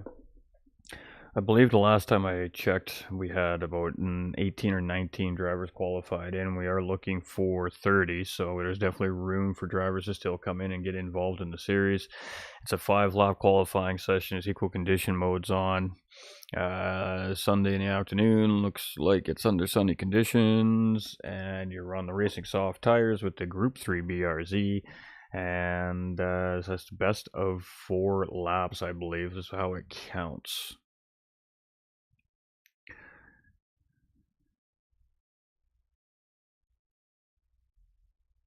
I believe it's the best 1 of 4 for this one.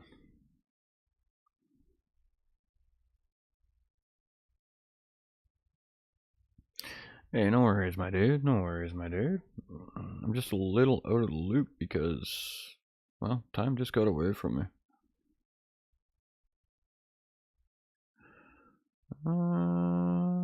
Not missing anything important. Group 3, no.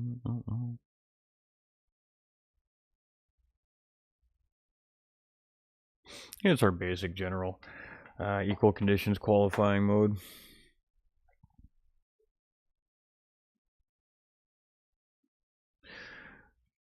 Oh, it's best 2 of 4. Oh, so it's combined 2 of 4. Oh, okay. Gotcha. There we go. Jake coming in with the adjustment there. Appreciate you, my guy. I couldn't remember if it was 2 or 1.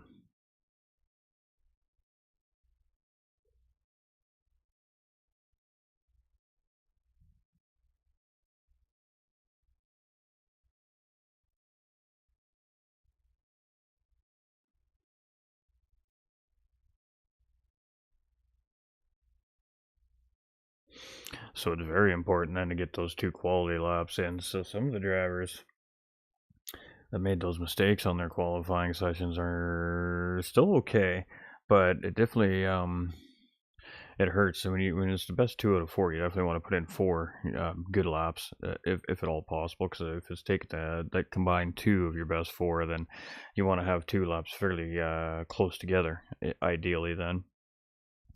So we've seen that's the case out of 2 drivers, and the other 2 drivers we've seen a little bit of inconsistency. But again, that's just qualifying. Some drivers just don't qualify well and race really well, and some drivers qualify really well, but maybe don't race quite as indicative to that pace as they're qualifying. To each driver, it's different, right? Some drivers are really good hot lap drivers where they're sprint racers. Some drivers are endurance racer style drivers. Those drivers typically don't qualify well because they're more based on overall race pace than they are overall fastest lap. Where a hot lapper, can go and drop a heater in a short amount of time if need be. That endurance racer, that's a long distance runner, typically isn't really thinking about necessarily that hot lap as opposed to overall consistent pace around the racetrack. So, and I've seen both sides of that type of driver. I am a type B driver where I'm a long distance racer, so I don't hot lap necessarily well. I can't, in 3 or 4 laps, I can't put down a PB. It's just not going to happen from me. It's pretty rare. But give me a 2-hour run, and I'll put down 70 laps at the same lap time every race. Every lap within a very close amount of reason. Anyways, within reason, it'd be within a half second or 3/4 of a second apart type thing. But so there's different attitudes coming into qualifying as well. It's hard to not be a hot lapper and then come in and just put in 2 crazy blazing fast close lap times like that. You're most likely going to put in 2 race pace lap times as opposed to hot lap times, and be comfortable with that because that's your comfort zone, right? So each racer is a little bit different in how they tackle their qualifying runs. And some like I said, some are hot lappers. They can drop blazers down no problem, and some it takes time for them to get up to that point and warm up to that point. So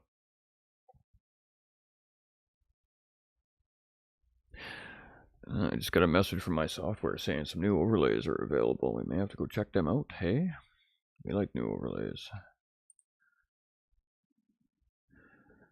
We got to find a fancy smancy one for RA here.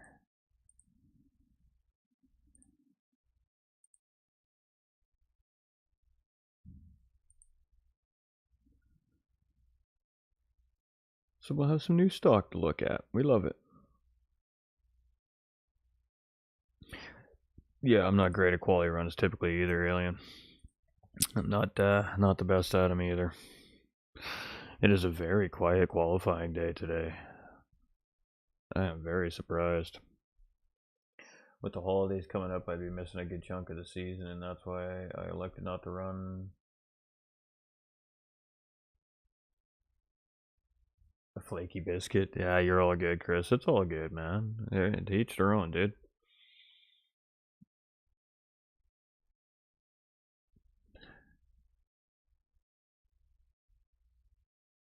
Oh, that's because you're too busy teaching everybody else how to get around the track faster, Jake, and never actually practicing for yourself. I mean, that's just truth right there.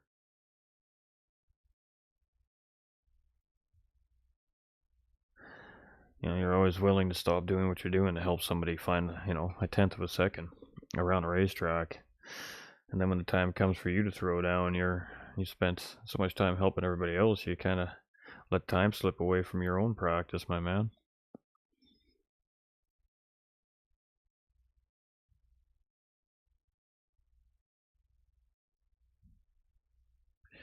It's a vicious circle, you know?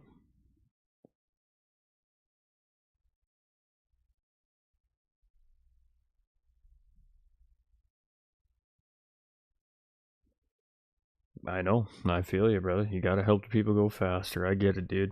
I totally understand. That's what makes you a legend, my guy. That's what makes you a legend.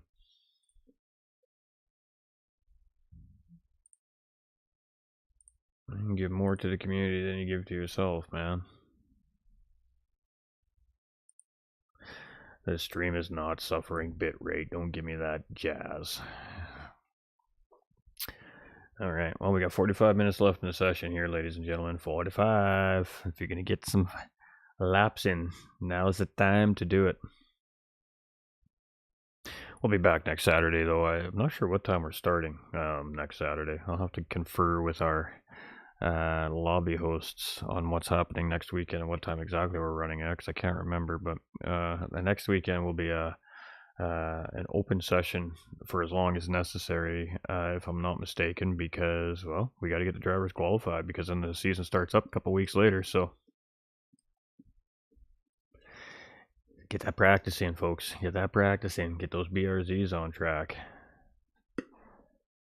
Facts, Jake is one of the most selfless people that helps people to be better, and his voice is easy on the ears too. Hey, Jake. 7 next Saturday. Okay.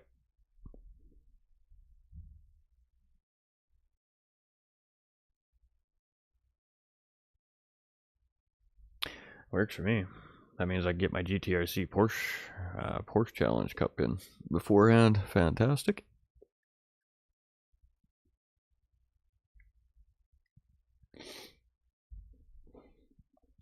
Fantastic.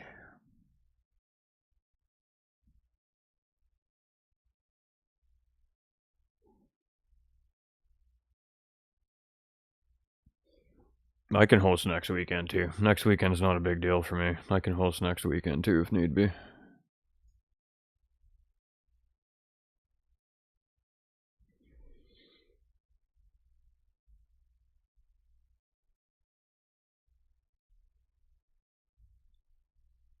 This weekend's schedule is just a little bit tight.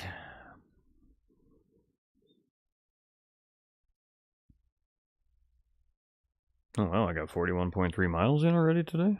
Oh right, because I was racing after midnight. Never mind. I was like, how do I have daily mileage? I haven't ran any laps. I did the weekly missions last night. The truck one on the tri-oval, pretty fun. I'm not gonna lie. I enjoyed that. The Porsche GT3 RS race too. That was also pretty fun. That car handles actually quite well for a street car.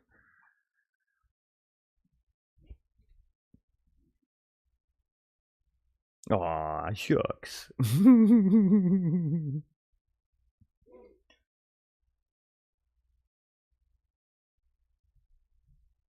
Yeah, just keep me, yeah, sounds good, Ray. Just keep me posted. That works for me.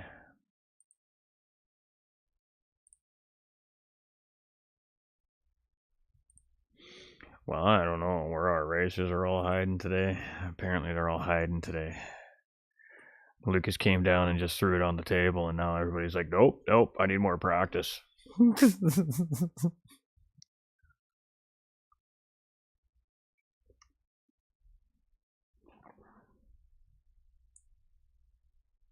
That's what I have. I don't have the Toyota. I only have the Ford Raptor. And oh man, it was so much fun. It was so much fun. I do like the snow physics. I like the physics. Snow physics seem much more right than the dirt physics to me. I enjoyed the snow. It was fun.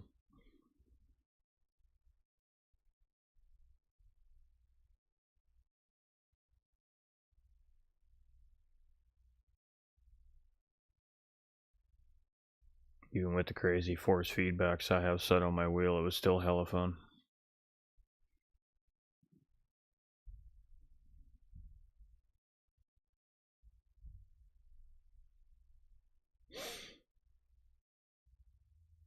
It really does. And now you know what my next question is, right? So we think about snow tracks. Okay, that takes us back to GT4 days. What about the Tigra ice racing car? Does that mean we're gonna bring the Tigra ice racing car back to GT7? Because that would be fly.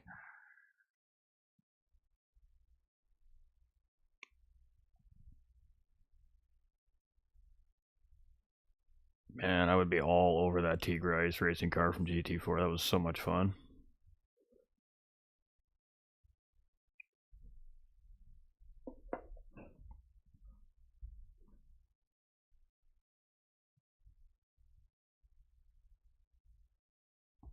Hey, take it easy. Good luck in your races, man.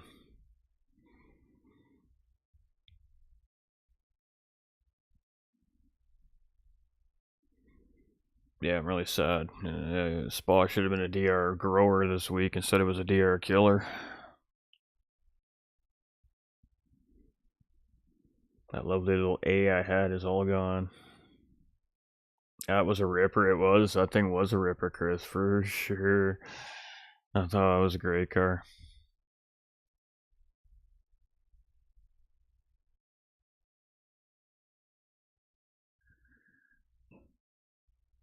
I was reminiscing on the old school GTs, man. I got a PS2 and I've got GT3 and 4, man. We should fire it up some night and do a little. I want to go a little retro.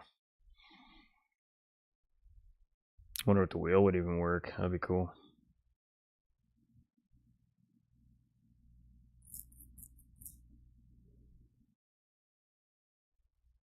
You missed GR4? Really?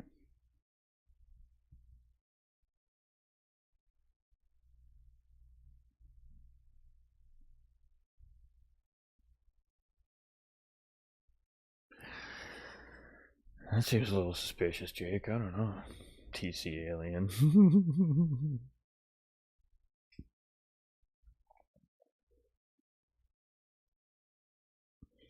And they had that, what else was it? They had that Ferrari concept car. That little black concept car. Oh man, that thing was an absolute crazy car. That car did like most of my A spec, B spec part of the game. You know.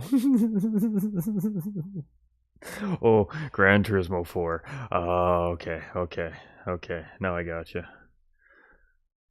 Yeah, me too. That was a really good game.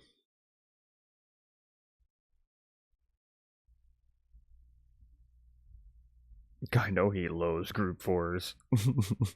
Unless it's the Mac. If it's the Mac, then he doesn't mind, but he would much rather not drive a GT4, period.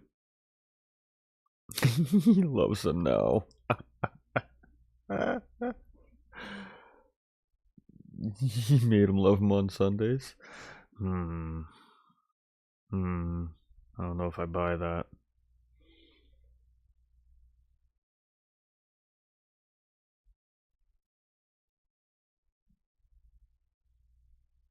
Yeah, see, I didn't think. Yeah, I wasn't convinced. I wasn't convinced.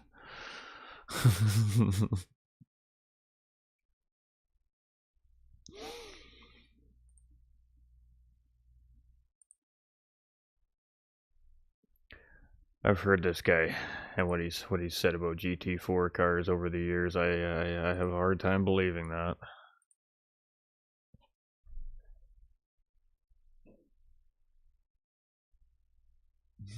Season 8 is gonna make you want to marry one.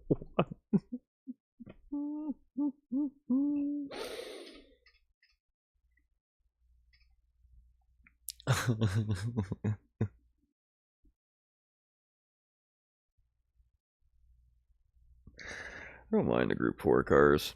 I don't mind the Group 4 cars.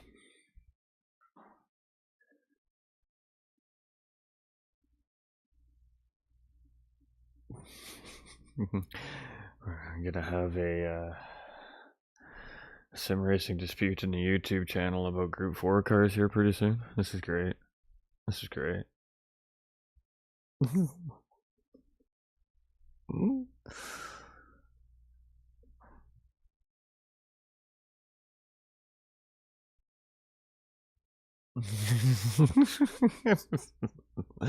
Oh boy. You guys. You guys.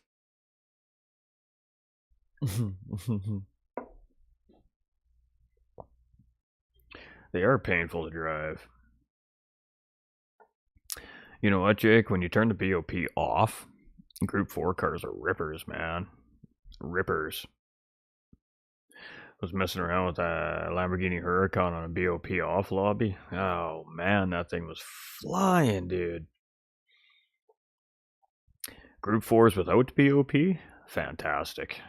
They, take away that restriction and let the power actually kick into those cars. Oh my god, they're so much fun. Try them with BOP off, man. You'll change your mind real quick. I'm gonna take a little pain with your pleasure, Jakey boy.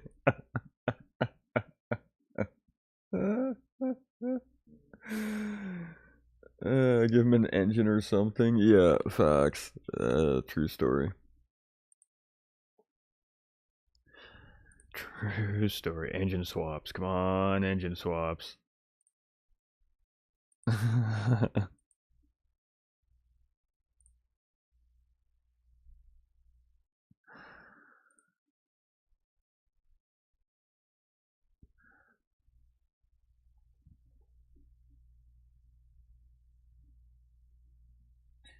Payne is losing a championship by 0.019 of a second. Yeah.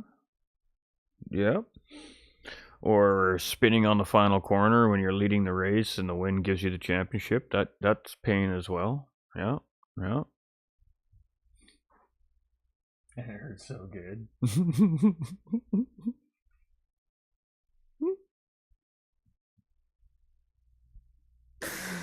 by a nose splitter, eh? By a nose splitter. That is painful. That is very painful.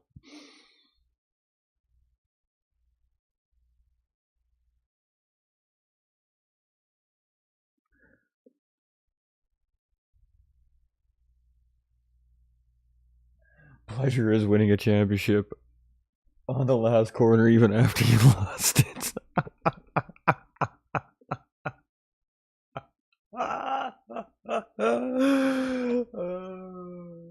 I'm on the pleasure side of that. Oh, that's funny. Poor Jay.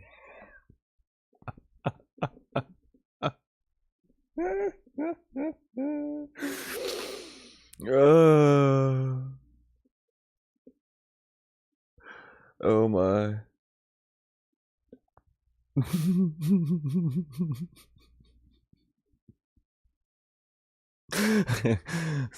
It's called helping out. It's helping one another out, right? You know, one's misfortune is another's good day, right? Need a hug. I need a. He does need a hug. uh.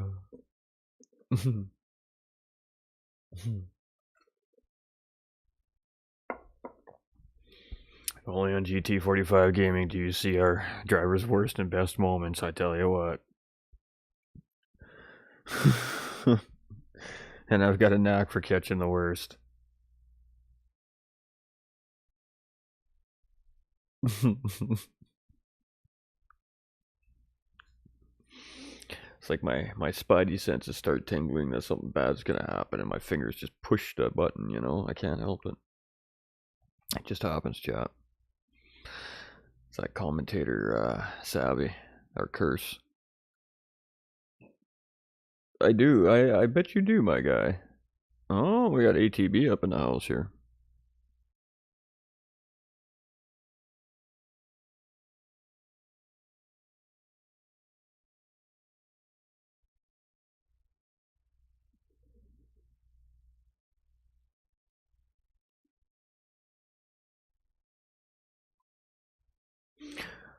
I don't know if anybody doesn't ask if you need one, Ray. I don't know. You need a hug, Ray?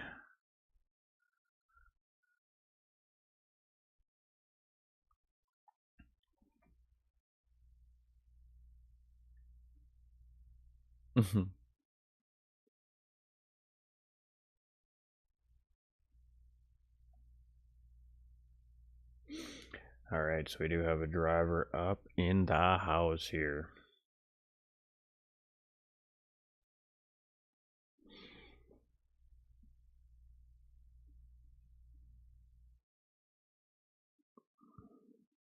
Oh, we need to send Ray hugs too, chat. Come on.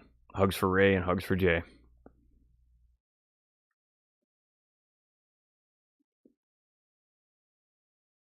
No, we got 2 drivers in here now.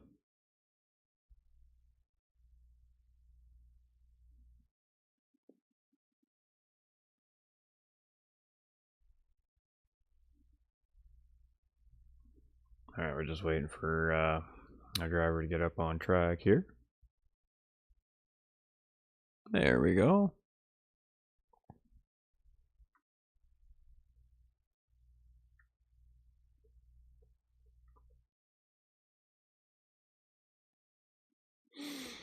Alright, when ATB is ready to get out, he will jump out on track and we'll flip the screen over. I can't remember the last time I had one. Oh my. Me neither. I don't I'm a lone wolf, so to speak. I like to just fly solo. So I don't get hugs very often either, Ray. It's okay. I feel you there. But in my defense, I'm not much of a hugging person either.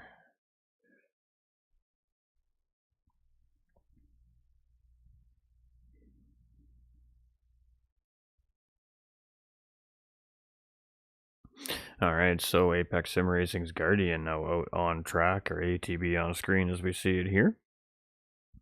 And this is his out lap. So again, just a warm-up lap here. Just start to warm the tires up, get the rhythm of the racetrack, kind of get everything underneath you.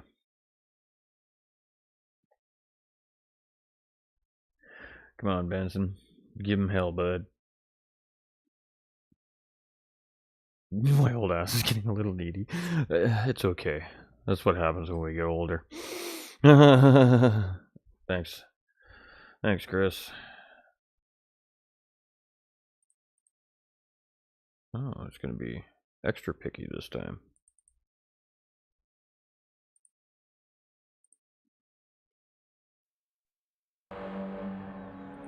There we go.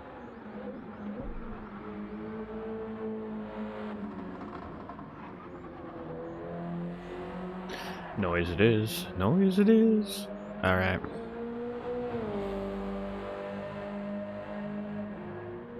We're going on like a 4-year-old capture card here, man. That thing has been a monster so far. It's been a good capture card. And I bought it used.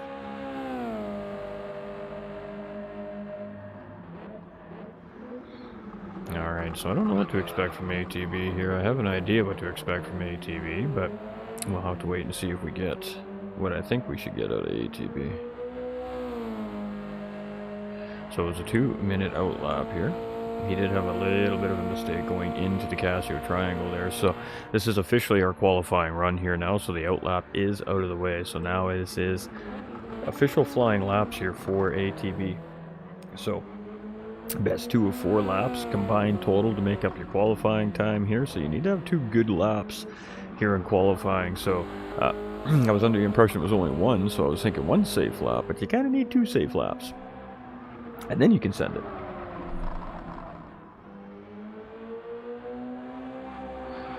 Then you can send it.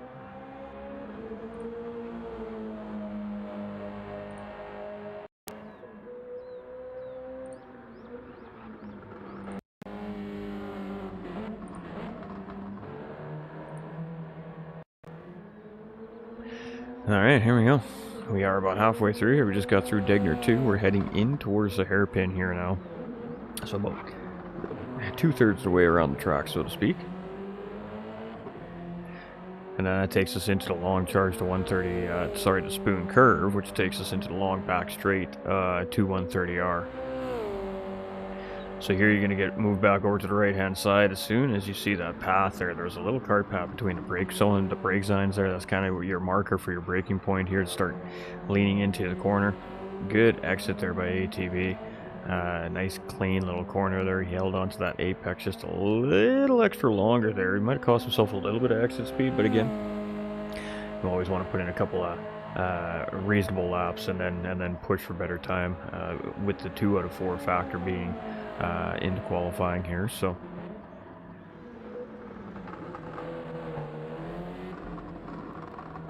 and I like the 2 times better than 1 because 2 times forces the driver to find some form of consistency as well during qualifying. So 201.928 on track here for his first time around, so a good solid lap there from ATB for his first flyer. So now tires should be all warmed up, the car should be starting to feel good, the grip should be underneath of him here. Let's see if he can find some improvement here on lap number 2. We're just heading through the S's here, the snake. Right now heading up in towards Dunlop Curve. We're going to have one more right-hander and then that hard uphill left-hander sweeping Dunlop Curve right here. Got to be careful on your exit there. You don't want to be too early on the throttle, but you don't want to be too late on the throttle either and lose all that momentum up the hill. Come around this little sweeper here, and then that takes us right into Degner 1 and 2. Degner 1 high speed, Degner 2 a lot lower speed. Down into second gear here, and just getting the car to rotate. And then back up into third. You seen from ATB to get back on the power there. Probably could have stayed in second there and revved it out. Maybe would have gained a little bit of time out of there, but hard to say. I haven't ran any actual laps for this particular combo myself, so I'm just speculating. But it is a 201.928 for his first time around here. He's a little bit up on that when he came around that timing sector there. So let's see where he's at here when he gets up towards 130R of Spoon Curve. So a little less apex there that time, but he didn't quite get on the throttle as quickly as I think he wanted to there. Almost had to force the float out of the corner there. So we'll have to see if he's up or down here. He is down by about 1.5 tenths, but it's still lots of time. He's still got 2 more laps to go around here yet.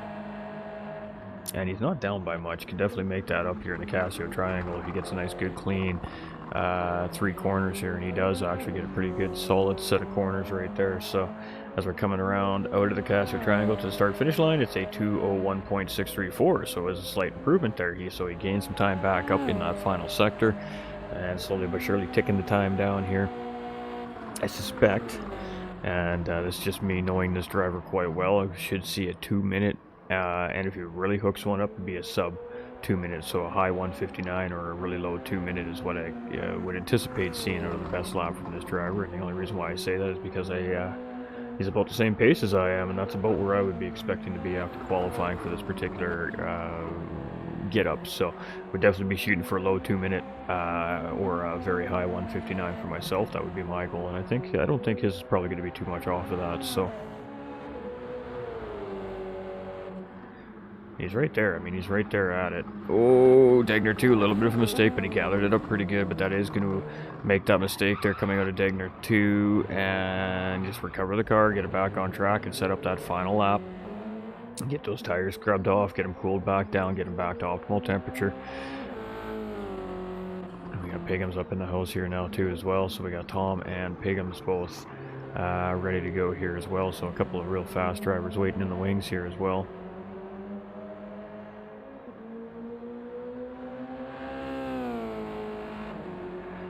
Alright, so this is now just a setup lap for the final lap here.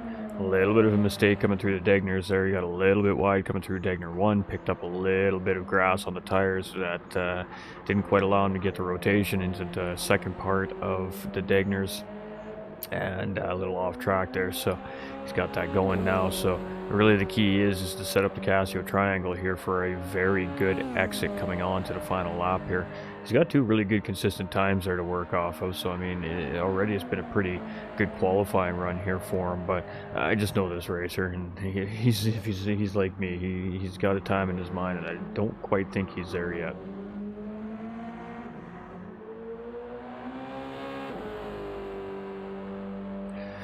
Alright, so a 209 there. That one's a scrap lap. He's got two 201s there to lean on. So now this is, let's see if he can find some time lap here. Good utilization through turns 1 and 2. Could have used a little more of that curbing on the inside, but he got a good exit there leading into the snake. So far it looks pretty good here. He's catching a little bit of curb, just missing the apex there in the second part. He's going to take it out wide, come in nice and tight. That's going to leave him a straight line heading into the short, into the late apex of that corner, which then sets you up for a late apex into Dunlop curve, which is very, very important to get that very long sweep up the hill. And looks like we're on a good lap here so far. Take number 1 and 2 here. This is where we've seen most of the drivers struggle today, is in these sets of corners here, and this is where Suzuka bites the hardest, it seems like, and if it's not here, it's definitely spoon curves. So 3/4 of a second up here. He's in that 2-minute range now, and as he comes through the hairpin here, nice, good, tidy corner right there. So yeah, he's on a good charge here, heading up towards spoon now. And he's going to need a good clean spoon curve here to really maximize that 3/4 second gain, heading in towards 130R out of spoon. So heading into spoon here, nice and smooth. You're not seeing any jerky movement here. He looks like he's locked in this lap, so got a nice good apex there. He's got a good clean exit there. This definitely looks like his best lap. So he just needs to get through 130R in the Casio Triangle safe and sound here, and it should definitely be a good improvement here for Apex Sim Racing's Guardian, or ATV on screen here. And we're seeing the fast drivers flirt with that track edge a little bit coming into 130R, just trying to maximize the amount of track distance they have to get around that tarmac surface. And it's a good lap here by ATV. It's going to be a 2-minute.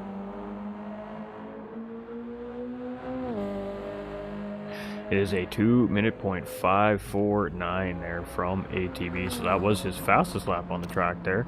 And we'll couple that with a 201.634 for his total combined time here in qualifying today. So that was a pretty good run right there from ATV. And we'll let these guys do what they do behind the scenes, and we'll get our next driver out on track here, which I do believe is going to be Streeter Tom, since he was the next one in the lobby.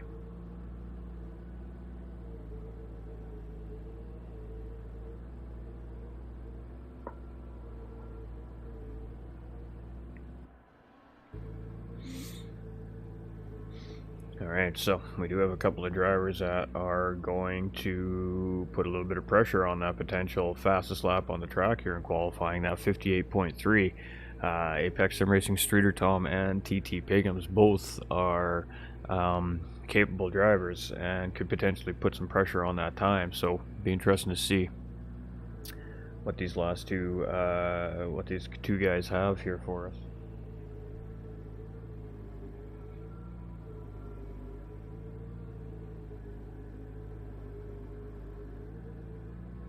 Alright, so it is going to be Streeter Tom to come out next. We will just wait for him to get out on track and get moving, and we'll flip the screen back over for everybody here again. In the meantime, we'll go check out what is happening all around the network. Checking on the streams mainly. Making sure everything's moving right, grooving right.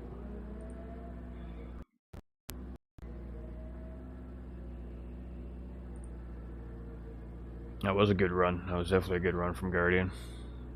Oh, Tom is out on track here. Alright. So we got Apex Sim Racing Streeter Tom out on track here now, former ATK Motorsports member as well. Been around the community for a long time. We're very familiar with this driver. He is a very quick driver, so we'll see what he's got here for us today. Should see sub 2-minute laps from this driver. From the next two drivers, we should see below 2-minute laps here coming out of the BRZs, the Hero and Suzuka. From these two, these would be both these drivers considered pro tier drivers.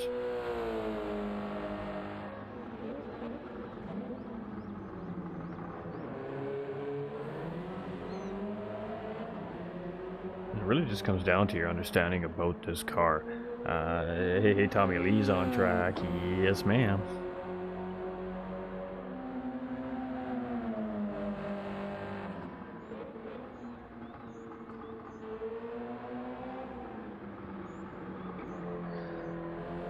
points, so.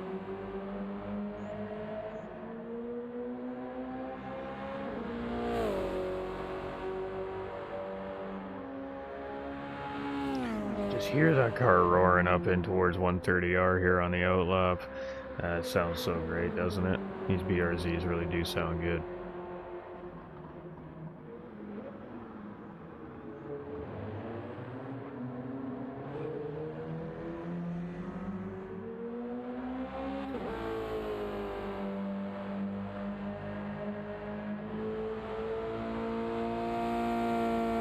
I'm not a man. My bad. I'm not classy enough for that. Oh, come on now. Come on now. Alright, so flying lap. The outlap was a 57.7, so Lucas had a 56.2. My battery is dying on my controller, apparently.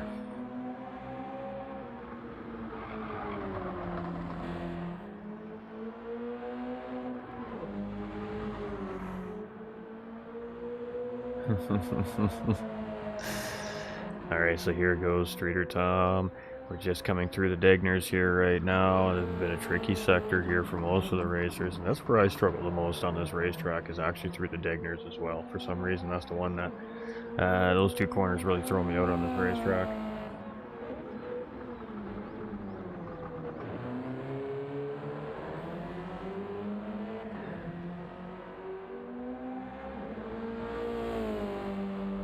Well, define classy though. I mean, again, I mean, what is a classy person? I mean, what? Just because somebody can dress up real nice and look real good doesn't necessarily make them a classy person. Because somebody has money doesn't really necessarily make them a classy person. And then class comes in attitude myself, and when it comes to attitude, you are most certainly classy. The rest I can't say because I have never met you in real life. I don't know you in real life, but your attitude is 100% class act, right? Alright, so Streeter Tom coming here for his first lap. So again, this is one where the tires aren't fully right up to temp yet. And so this is kind of that feeler lap. Now we should see the next 3 laps kind of start to look for more time here. And it's a 59.955, pardon me, from Streeter Tom. So much like Lucas, starting right into the sub 2 minute laps right off the bat. So first one being a 59.9. Let's see if he continues to improve.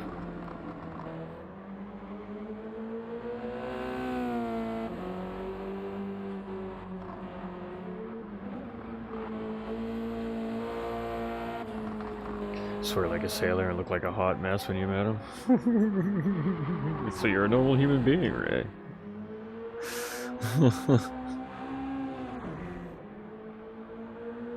The bigger question is, did it take you longer to do your hair, or did it take Jake longer to do his hair?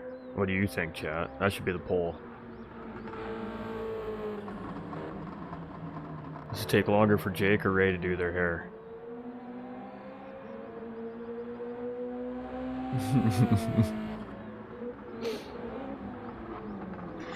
Alright, see what Streeter Tom's coming through the hairpin here for the second time. I haven't been paying attention to his live sectors. I've been too busy, well, being a smartass, I guess.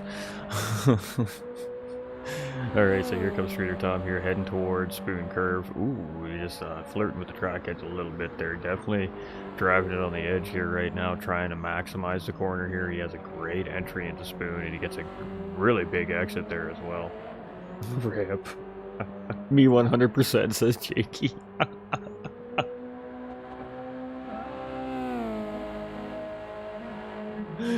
Oh, that's funny. Alright, well, we don't need a poll. Apparently it takes the Jake longer to do his hair than Ray, so there we go. Gotta keep those beautiful blonde locks nice and straight, hey Jake, you know? Come on now.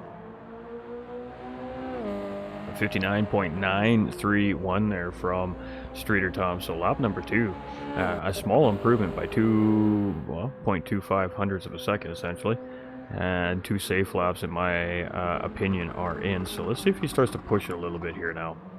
enters the turn as he enters the snake for the third time here. So two times in the books, both 159.9s, very consistent. When you talk about consistency, that's the epiphany of consistency right there. Apex Fabio.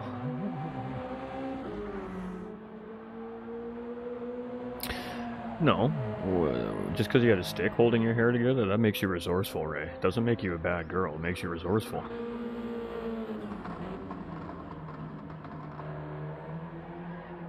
Naturally falls like that, just the dying and the brushing.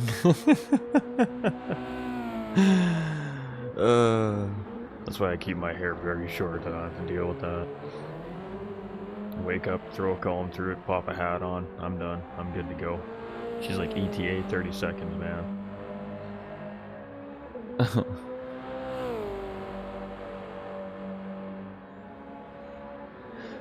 Alright, so let's see what Streeter Tom's got here as he comes around for the third time. We're heading back out of Spoon Curve, heading back towards 130 yard, the big back straight here. Let's see where he's at that live timing sector. Again, consistency is most certainly there from this driver.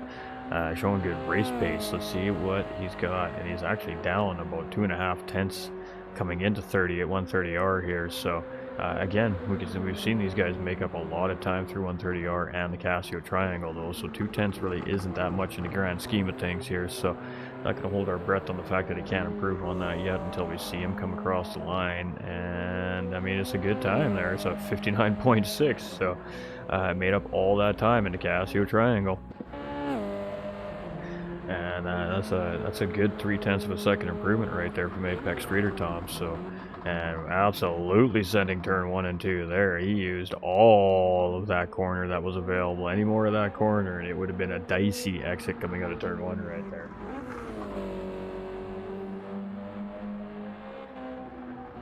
Oh, you weren't in an Herbal Essence advertisement. Well, come on, Herbal Essence, if you're watching, you got to get the Queen Ray out there. Come on. You're missing your superstar. That's funny.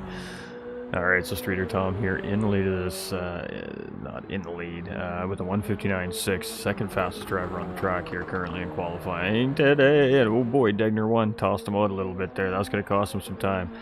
And that's going to cost him some overall time here as we come into the hairpin as well. That was a big wiggle right there. So only down a fraction there, but by the time we get back up towards Spoon Curve, we're probably going to see that time be down a little bit more than we suspect, just because that wiggle cost time. Wiggle, not good.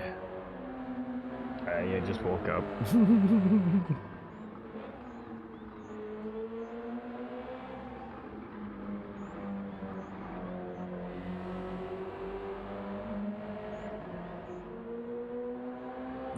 He does have nice hair, he really does. He really does.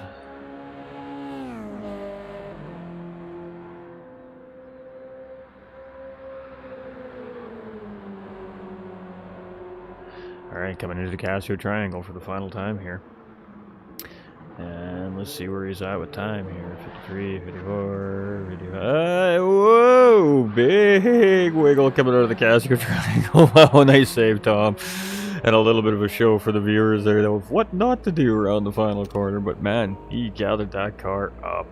That was a great job there by Apex Sim Racing Streeter Tom, and a spicy moment right at the end of qualifying right there, boy. Let me tell you what, but a 159.6 and a 159.931 there for Streeter Tom is going to make for a solid set of qualifying times right there. So we'll let Jake do what Jake does in behind the scenes there, and we'll get our next driver on the racetrack.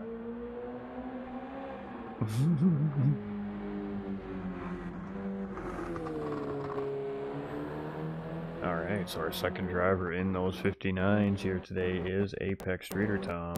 And that was a good run there from him. Nice consistent run there, just a little bit of a mistake there in that final lap, and that was unfortunate there, but he may have been down a little bit of time there anyway.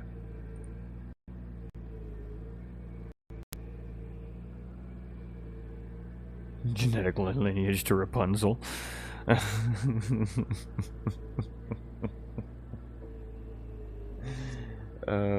You guys.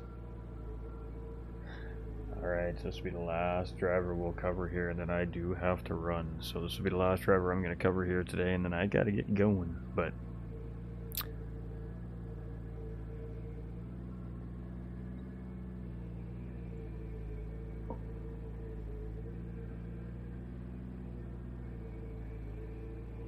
that was a nice time from Tom.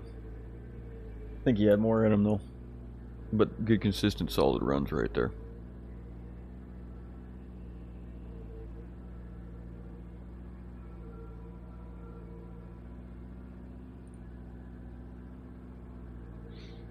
Alright, so Pigums is going to be coming out next here to run his qualifying session here, and last driver of the day, I believe. I could be wrong. The lobby may stay up past the broadcast, but I think it was just a short one for this week, and then we'll do the big one next weekend, as not many of the drivers came in today, so next weekend's going to be poppin'.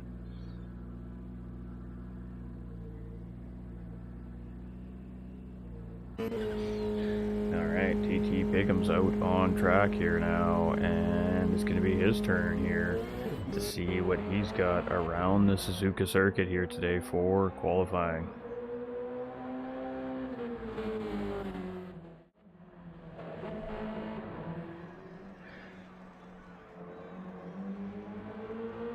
For Div 2, hate that track with a passion. Well, you're the second fastest so far in qualifying, Streeter Tom, so.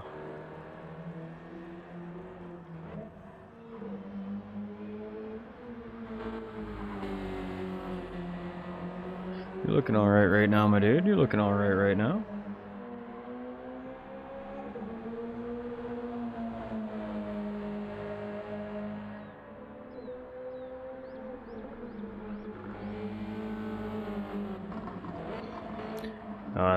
That's just Streeter Tom's negative vibe he always has. He thinks he's slower than he really is, but he knows he's not really that slow. But he tells himself that, and I don't know why. It's just his process. You know, we can start telling you the same thing we tell Jay, Tom, and just you know, I don't know if that would motivate you like it does him though.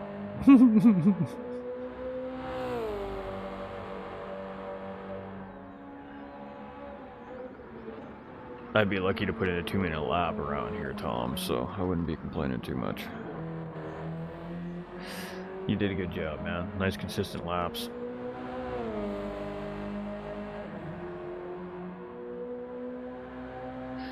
Alright, we should see some sub 2-minute laps coming from Pigums here as well.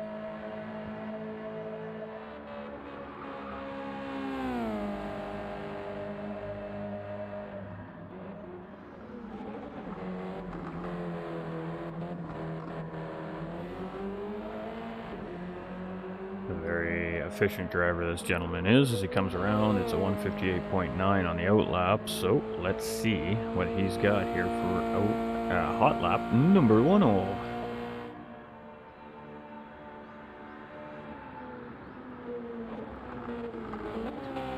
It's just his process. It's just a part of it.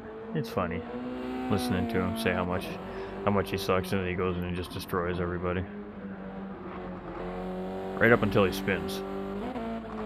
Same thing with me, right up until I spin, and then it's all over. I do real good till I spin, and then it's game over.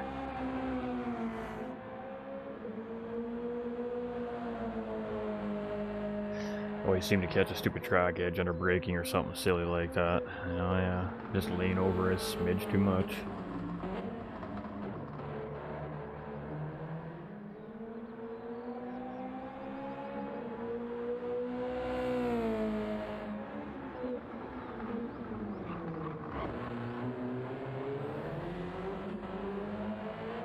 Alright, so we're about 2/3 of the way through our first hot lap here for Pigums.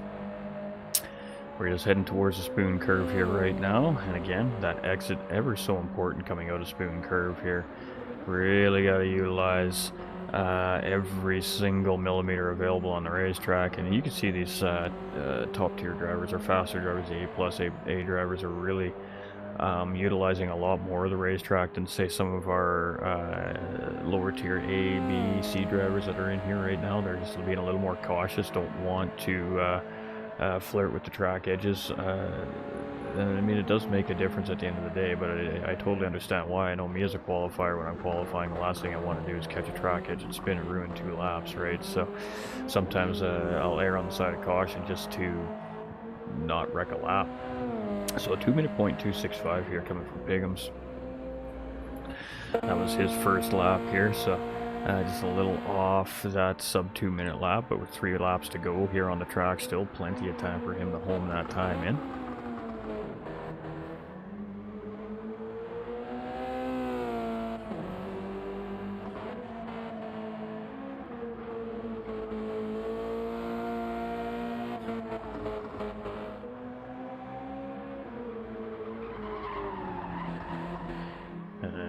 Up about 2.5 tenths here right now on that first lap as he comes up into the Dunlop curve there, so a small improvement through the first sector there.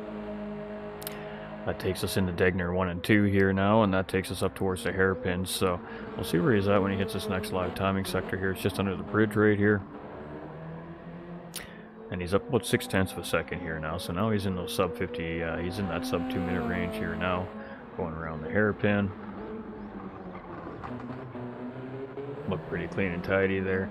A very slow corner, that hairpin that we just seen Piggums come out of. It's probably the hardest braking zone on the racetrack. I think even much more so than the Casio Triangle as well, but it's hard to say. They're very, very comparable on how slow the corners are. Ooh, Piggums got a little bit wide there. He does a great job of keeping it underneath of him, and he realizes there that that's definitely going to cost him a little bit of grip here, so he's going to try and scrub those tires off heading into 130R. He's just going to give up the time on this lap here, and he's still got 2 to go, so unfortunate there is he just a little bit too early on the throttle there on the exit coming out of Spoon Curve, and that is a mistake that we see typically from a lot of racers coming out of Spoon Curve, just a little early on the throttle, and it shoots you out a little bit wide there. Piggums, however, does a great job of keeping it out of the wall, so a 201.008 that time around, and he's definitely going to be looking for an improvement on this next couple laps here. So as he's coming into turns 1 and 2 here, just nice and clean and efficient here through the snake as well, but again, it's the latter part of this racetrack that really seems to snake out the drivers. So 58.387 is that fastest lap on the racetrack here in qualifying, and it may stick today. It's hard to say here. Piggums is up about half a tenth there coming through the snake on his first lap, so he is still up a little bit coming through there. So pretty good consistency so far on the racetrack. Again, just a mistake coming out of the Spoon Curve there, and that cost him his second lap of qualifying there, but he did pick up a penalty, thankfully, so it doesn't at least ruin a couple of laps, so to speak. The penalties are very tough in qualifying. You definitely want to avoid penalties in qualifying. They can very quickly change your outcome of qualifying, that's for sure.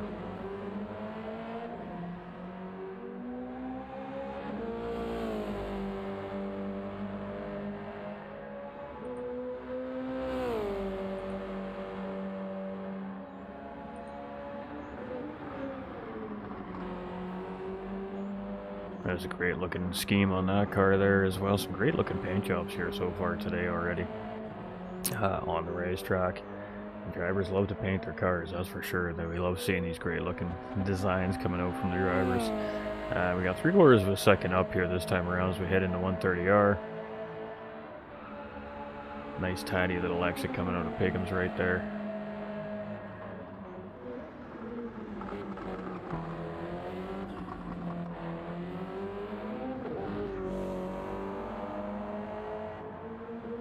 And it's a 59.373 right there from Piggums on his little third lap around. So definitely finding that improvement there that he was looking for on lap number 2. Just made that mistake coming out of Spoon Curve. So now he's going to be looking to repeat that lap or better here this last time around. So this is his last qualifying lap here. So he did make the improvement there, 159.373 for lap number 3. So he's going to be looking for another sub 2-minute lap here.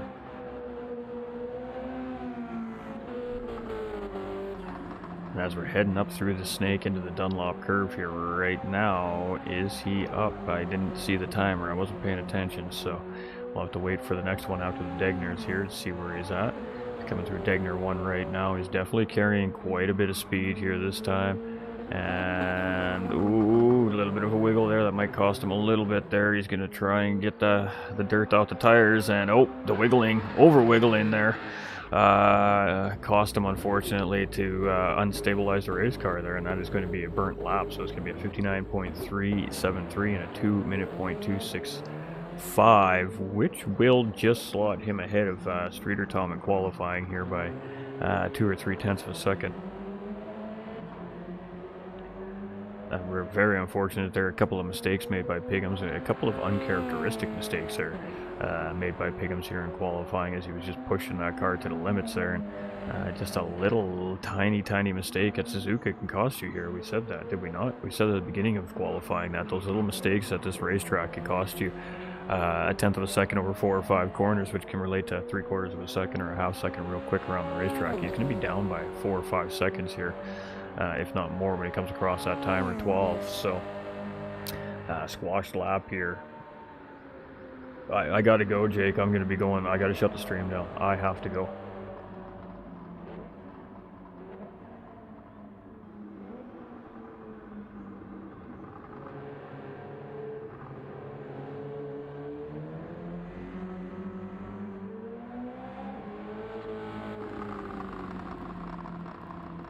Alright, so 2:18.041 there. Not not the ideal one there for Piggy, but it is what it is.